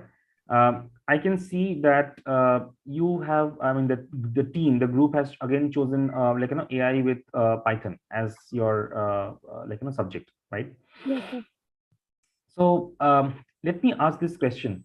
Soumyajit, 70%, yes? 70% of the critical mass is AI with Python. Yes, just I can for your see that. information. Yeah, I can see that. I was going through it. I could see that. Yeah. Sorry. Carry on. Yeah. So my question is, how does, say, for example, you are in an organization and you are working with the analytics team, the data and analytics team, right? Mm-hmm. How would you typically use AI and the Python language to enhance your overall analytics function? Like, how will you make things easy for your analytics? What are the few things you would do so that, like, your analytics function actually becomes much more easier, and users of that analytics and the data are able to see that much more easily? What would you do? So what we can do is, like, we can study the previous set of data, like previous few years of data which we can pick up, and we can see what are the issues or what are the challenges that the users were facing, right? And according to them, we can think about the possibilities or about the measures that can help the users to access the information or to access the to work on whatever they want to do in lesser time, in an efficient way, and in a what you can say, in a user friendly manner. Like we can filter out the issues and then we can work on them. Okay, sure. So give me a specific example of. So okay, so let's say, for example, let me take an industry example, right? So in a gaming, let's say, for example, in a gaming world, right? You are a part of the analytics team. Your company develops games, and you are a part of the analytics team. So how would typically, like, using Python or an AI would actually kind of help you there? So what we can do is we can recognize the patterns in the game. There would be some patterns, right? So we can recognize the patterns in those data, and then we can define some user-defined function. Like if they are doing this kind of action, then this should be the pattern which has to be noticed, and accordingly, this response has to be done. Okay. Okay. Thank you. Somebody else was speaking as well. Would like to hear that. Thank you, sir. Yes, sir. Vinod was speaking. Yeah, Vinod, tell me. We can predict all the operations, like previous data, whatever are happening, like that. Taking all the prediction, we can predict the graph, and we can check it is growing in which way, or predicting the ways of analytics. If we can having same issues, always having same type of data, we can make that in AI form that it should run automatically. We shouldn't go there to pick the data every time. That should AI can do if it is an already available data. Okay, sure. All right. Thank you. I think very relevant example. I think in the gaming industry, definitely it is very dynamic. And as an analytics function, as Neha mentioned, there is always a chance to recognize a pattern, how users are typically interacting with the game, right? What is the amount of time they are spending on the game, right? How many hours of login, etc. So there's a lot of these different patterns that I think you can recognize, and programming language like Python definitely makes it very easy to extract that data, create those data structures around it, right? And AI, of course, gives you that understanding in terms of the pattern and how you would interpret that, right? Also, Vinod talked about predicting data and graph. So yes, the graphical representation of this entire exercise is definitely going to help in the GUI, which is called the graphical user interface, right? And Python is one such language which really helps with the GUI, right? Enhancing of the GUI. I think that's the reason why a lot of these use cases of Python are in today's world, where the developers find it really easy and much more interactive and meaningful to use a language like Python to kind of develop that, right? And a lot of the companies, a lot of these gaming companies, a lot of the technology companies, they're actually using it. There are a lot of real-time use cases where they are using these AI and Python in the gaming industry. So it's a huge industry. It's one of the topmost in in the top 10, in terms of the use cases in the industries, right? So yes, so thank you. I think these are relevant examples, Neha and Vinod. Thank you so much. Okay, moving on to the next group, that is Vivek Vidya Vardaka, right? They have chosen web development. So are you there?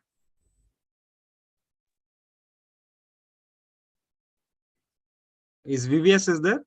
VVS from Shapur. VVS Shapur. Akash, where is your team? We have in Bhagya Jyoti, Anil Kumar, Vishwanta, Shraddha. Is anyone in online? If not, so you're in center. Please put on your video.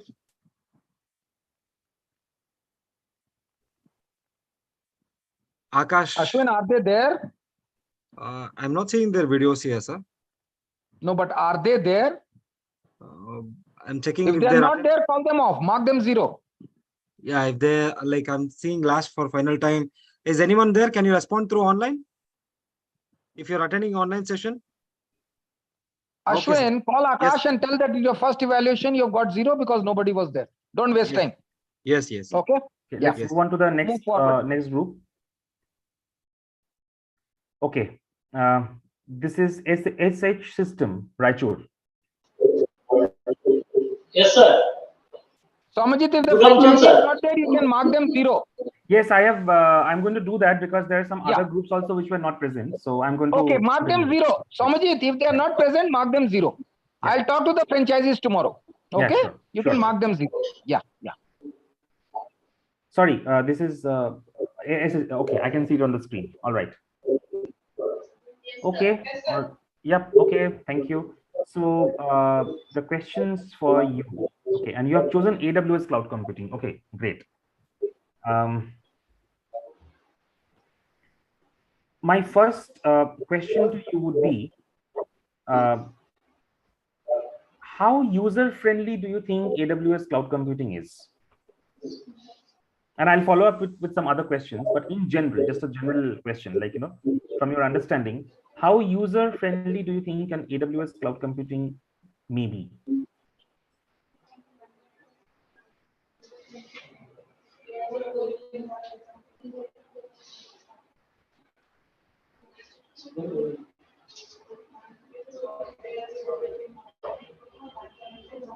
Team? Yeah, just a very general question. How do you think, like, how easy is AWS computing versus any other cloud computing services that is available? Yes, sir. The services which AWS provide is cost friendly, first of all, okay, due to which users interact with services. Due to which these all the customers and users attract to those services, which is another topic we can say. It is the factor of user friendly. Sure. Sorry, and your name is? Halima Sadia from Raichur. Halina. Okay, yes. Go ahead, Halina. Tell me. Halima, sir. Yes, go ahead. Tell me. Cost effective. You said cost effective, yes. The primary thing is this. Secondary, as McDonald's, we can give an example how user friendly it is.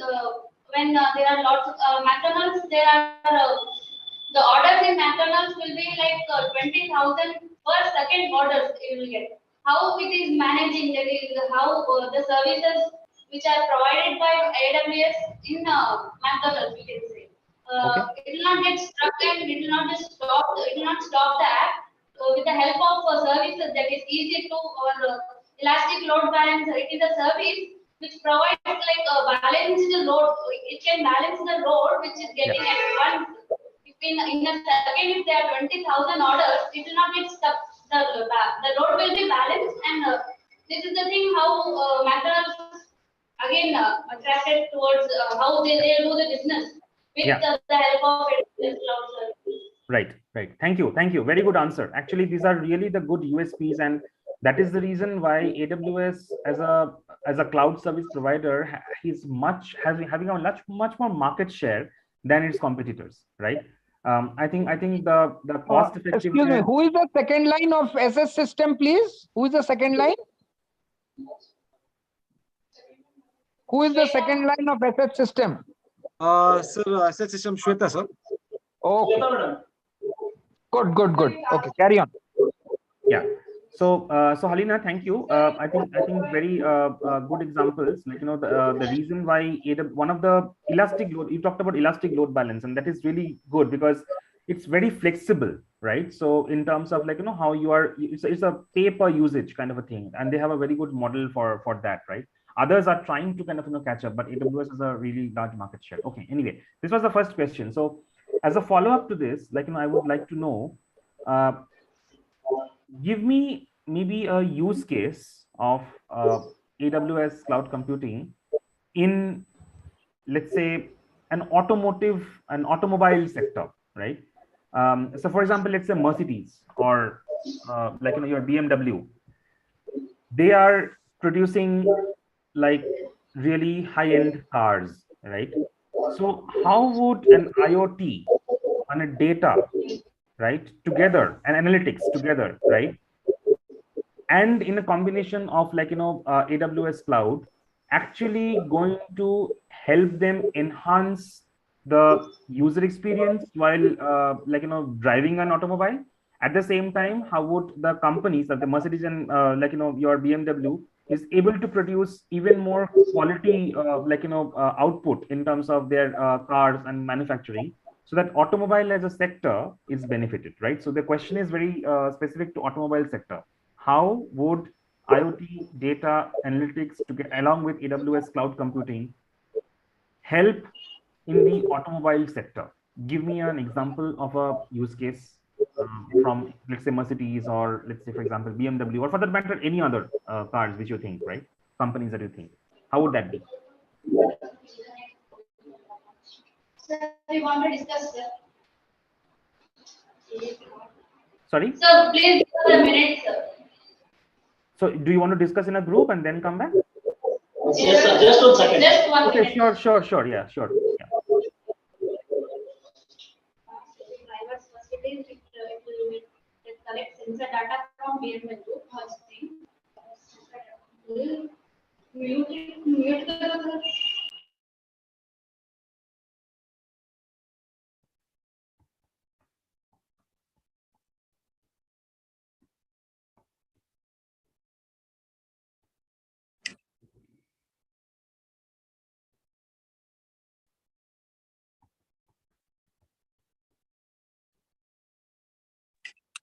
Hello, good afternoon, sir.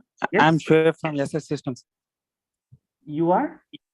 Shoaib, sir, from SS Systems. Okay, Shoaib. Okay. All right. Yeah, go ahead. Sir, it connect the devices easily and securely interact with cloud application, and in that navigation system it helps in Okay. cars, motors. Okay. How can you elaborate a little bit more? Yes, sir. Can you elaborate a little bit more? Yes, sir. I mean, can you speak more about it? Can you give me more examples on how the navigating system might be helpful? Yes, sir. Tell me. Hello? I'm asking, can you give me more examples? Can you explain more how the navigating system will be beneficial? Shoaib, he is asking you to explain. Your answer is very superficial. Just explain in detail. Please explain in detail. Yeah.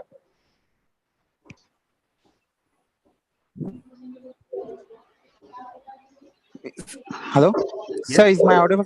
Yes, it's audible. Yeah. Sir, IoT helps in navigation system. Sir, with the help of the cloud only give the access to the...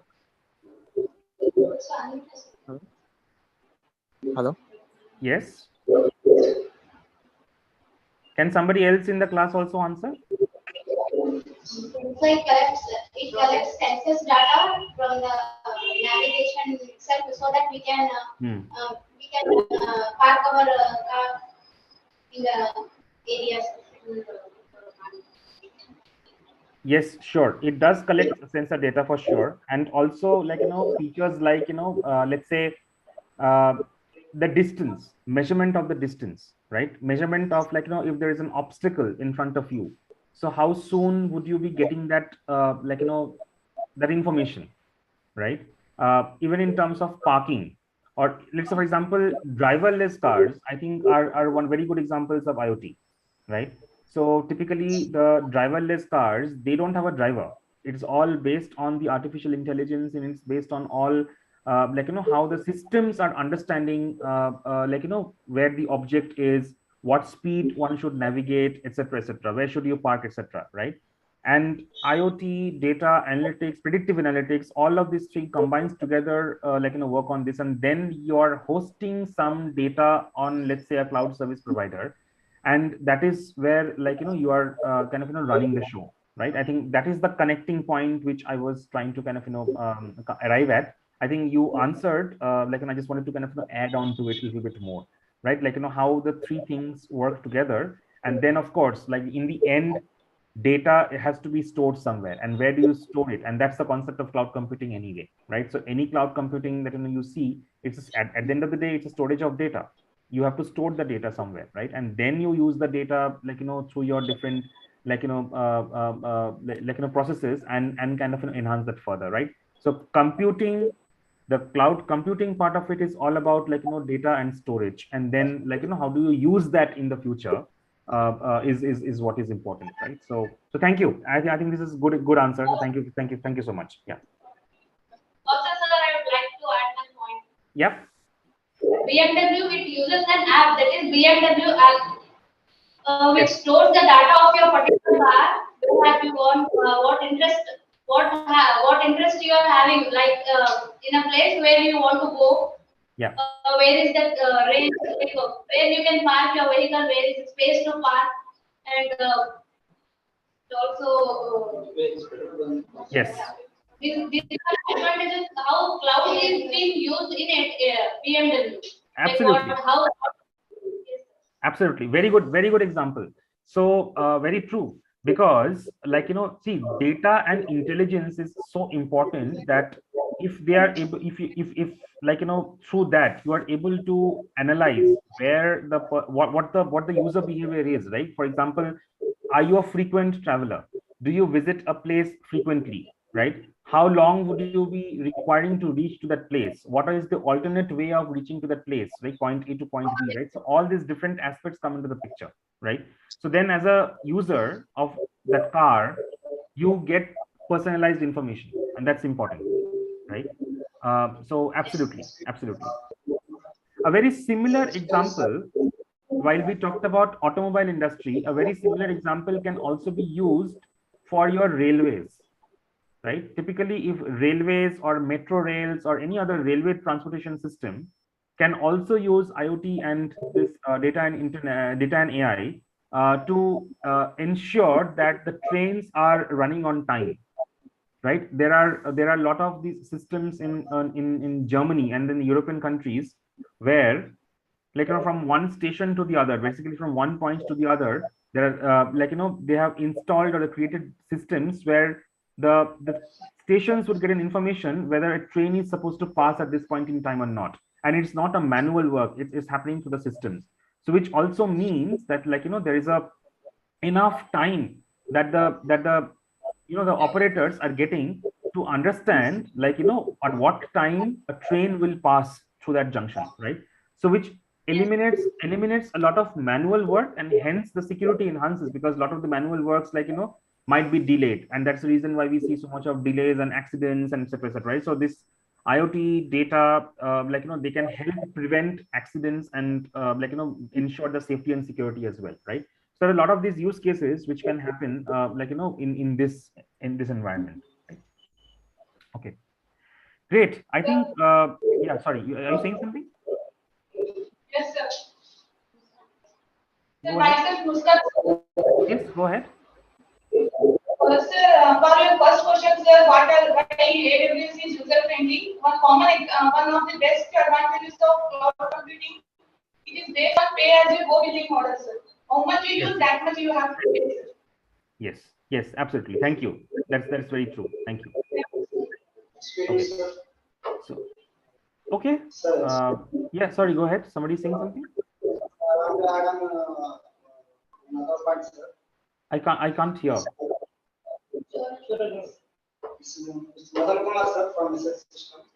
Okay. Okay, yeah. Go ahead. Speak a little closer to the mics, because so that I can hear. I can't hear right now. I can see you, but I can't hear.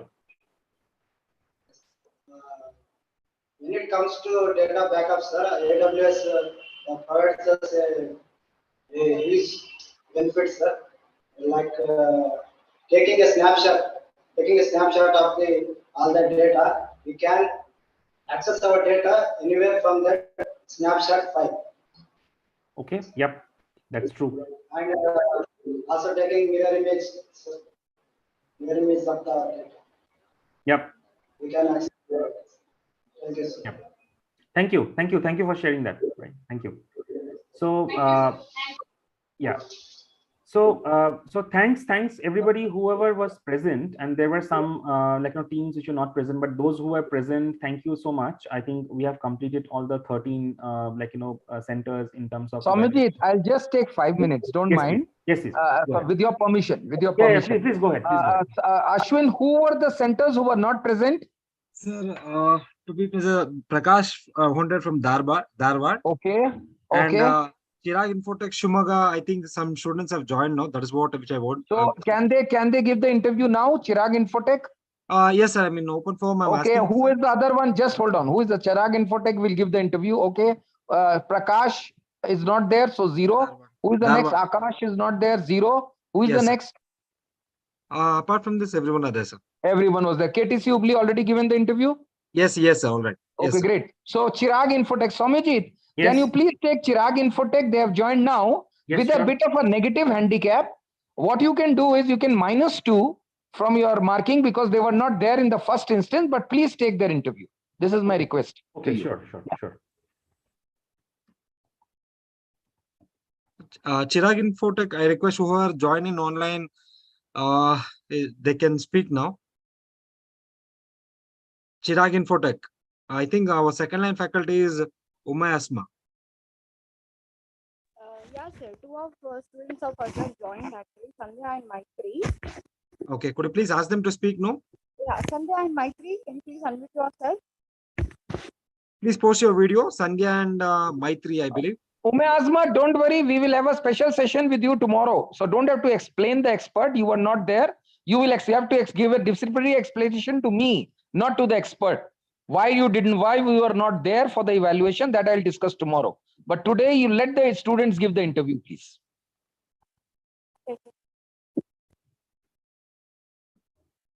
Sandhya and please go ahead. Let's not, we don't have too much of time. Please kindly.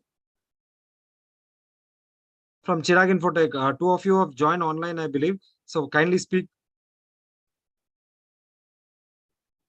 Sandhya and Maitri. Good morning, sir. Yeah, good morning, Sandhya. My name is Sandhya. I'm currently pursuing BCA 6M at PSIMS College. Sure. Thank you. Can you please go on video if possible? No, sir. I was little outside, so. Okay, no problem. Who else is there? Sandhya and Maitri. Good morning, sir. Yes, good morning. Okay. All sir, right. I am Maitri. I'm currently pursuing the 6M BSc. Sure. Thank you. Okay. The question for both of you is around web development, and I see that is one of the areas which you folks have kind of chosen, right? What is in your mind the easiest language, if at all, out of the various different web development languages that you see, what according to you is the easiest language in today's world which you can use to develop this, and why? That's the first question. Second question I'll follow up, but I just wanted to have a little bit of understanding of your understanding. What's the easiest programming language do you think you can use to work on web development projects?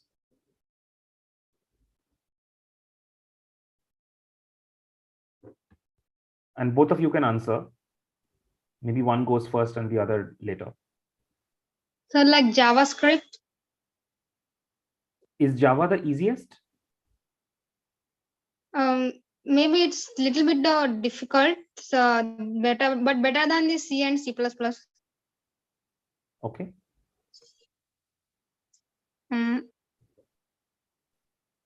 Maitri, any thoughts from your end? Sir, my choice is also JavaScript, sir, but I am basically from other stream. So I prefer JavaScript, sir. Okay. So while Java is okay, there are a lot of scripts that are used, but there are a lot of modern, and in fact we all were talking about Python as a language, right? So yes, I think sir. yeah, Yes, sir. so I was hoping you would both talk a little bit more about Python because these are easier languages than the JavaScripts of the world. But yes, earlier a lot of popularity was there in Java, but I think the latest technologies and latest languages and Python and all those things are much more used in the web development, right? So that's there. My second question to both of you would be, let's say you are working as a web developer, right? In an organization. Yes, sir. Where like let's say, for example, retail. Let's say retail as an industry, right? Okay, I'll give you even more specific. Let's say you're working for Reliance, which is part of Reliance Retail, right? While like in India we have seen e-commerce growth, but a lot of these enhancements are happening right now, correct?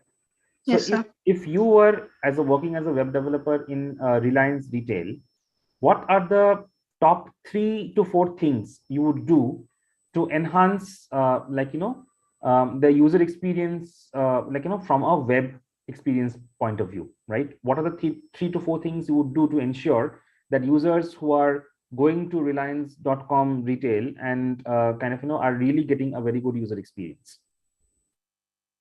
So from a web development point of view, what are the 2-3 things you would want to do or recommend,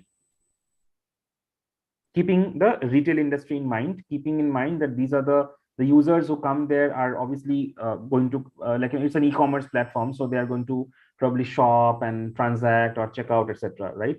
So what are the 2-3 things you would want to recommend them as an user enhancement?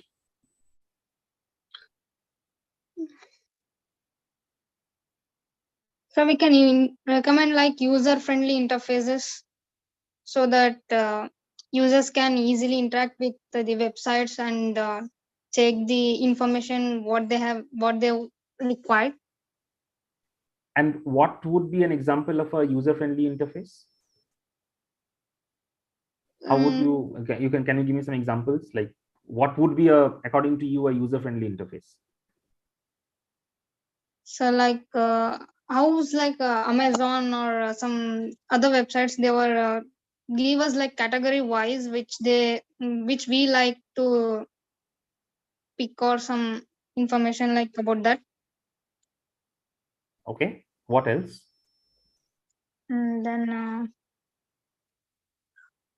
like transactions must be very easy for users. Okay. And there will be no like keeping one item in but they see one item is they want that item only, but replacing that item the users will shift to other websites or some shops. User have to get that definite product or Okay, all right. Maitri, any thoughts from your end? Yes, sir. For transaction purpose, the website will be very helpful for them to transaction if the website is developed well. Yep. The transaction will be directed to the bank for which they have chosen. Okay, so as a web developer, how would you contribute then? I mean, these are things which anybody would be wanting to say, but what is your recommendation as a web developer? What would you recommend so that these becomes easy?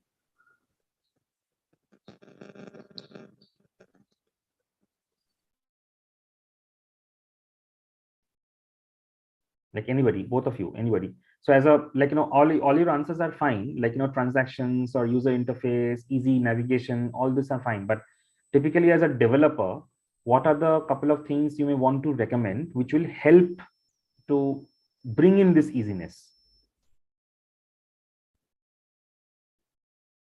Sir, they can see the icons, anything like that. So they can just go further. Sure. Okay, fine, fair enough. So as a developer, you may also want to recommend things like, how mobile friendly your website is, correct? Because 80% of the traffic today are from mobile versus desktop. Yes. That's one thing you may want to keep in mind. Secondly, from a web developer point of view, you may also kind of recommend that what should be the file size of the images, because if your image file size is very heavy, then the load time of the page is very low and slow, right?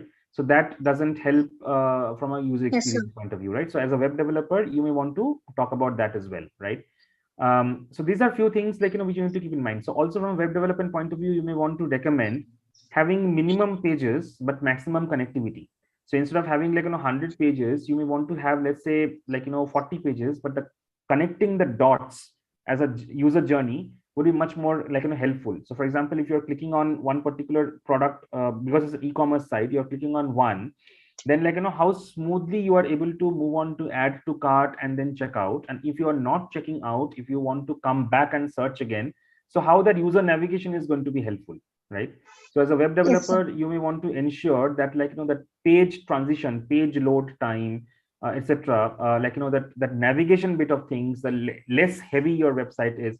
I think these are important thing that you may want to kind of keep in mind, right? Yes, sir. Yes, sir. We will. But thank you both of you, Maitri and Sandhya. I think you definitely attempted. Thank you, sir. Getting the question, so thank you so much. Right? Thank you, sir. Yeah. So Soumyajit, are you over? Yes, I am done with asking questions to all the teams. Wonderful. Yeah. Wonderful. I think Ashwin, that what I come to understand is that there are three people who have not ended this interview, right? Prakash, your VVS, Akash. Prakash and VVS, right? Akash Yes, and VVS. Akash is yes. VVS and Yes. Prakash. That is 11.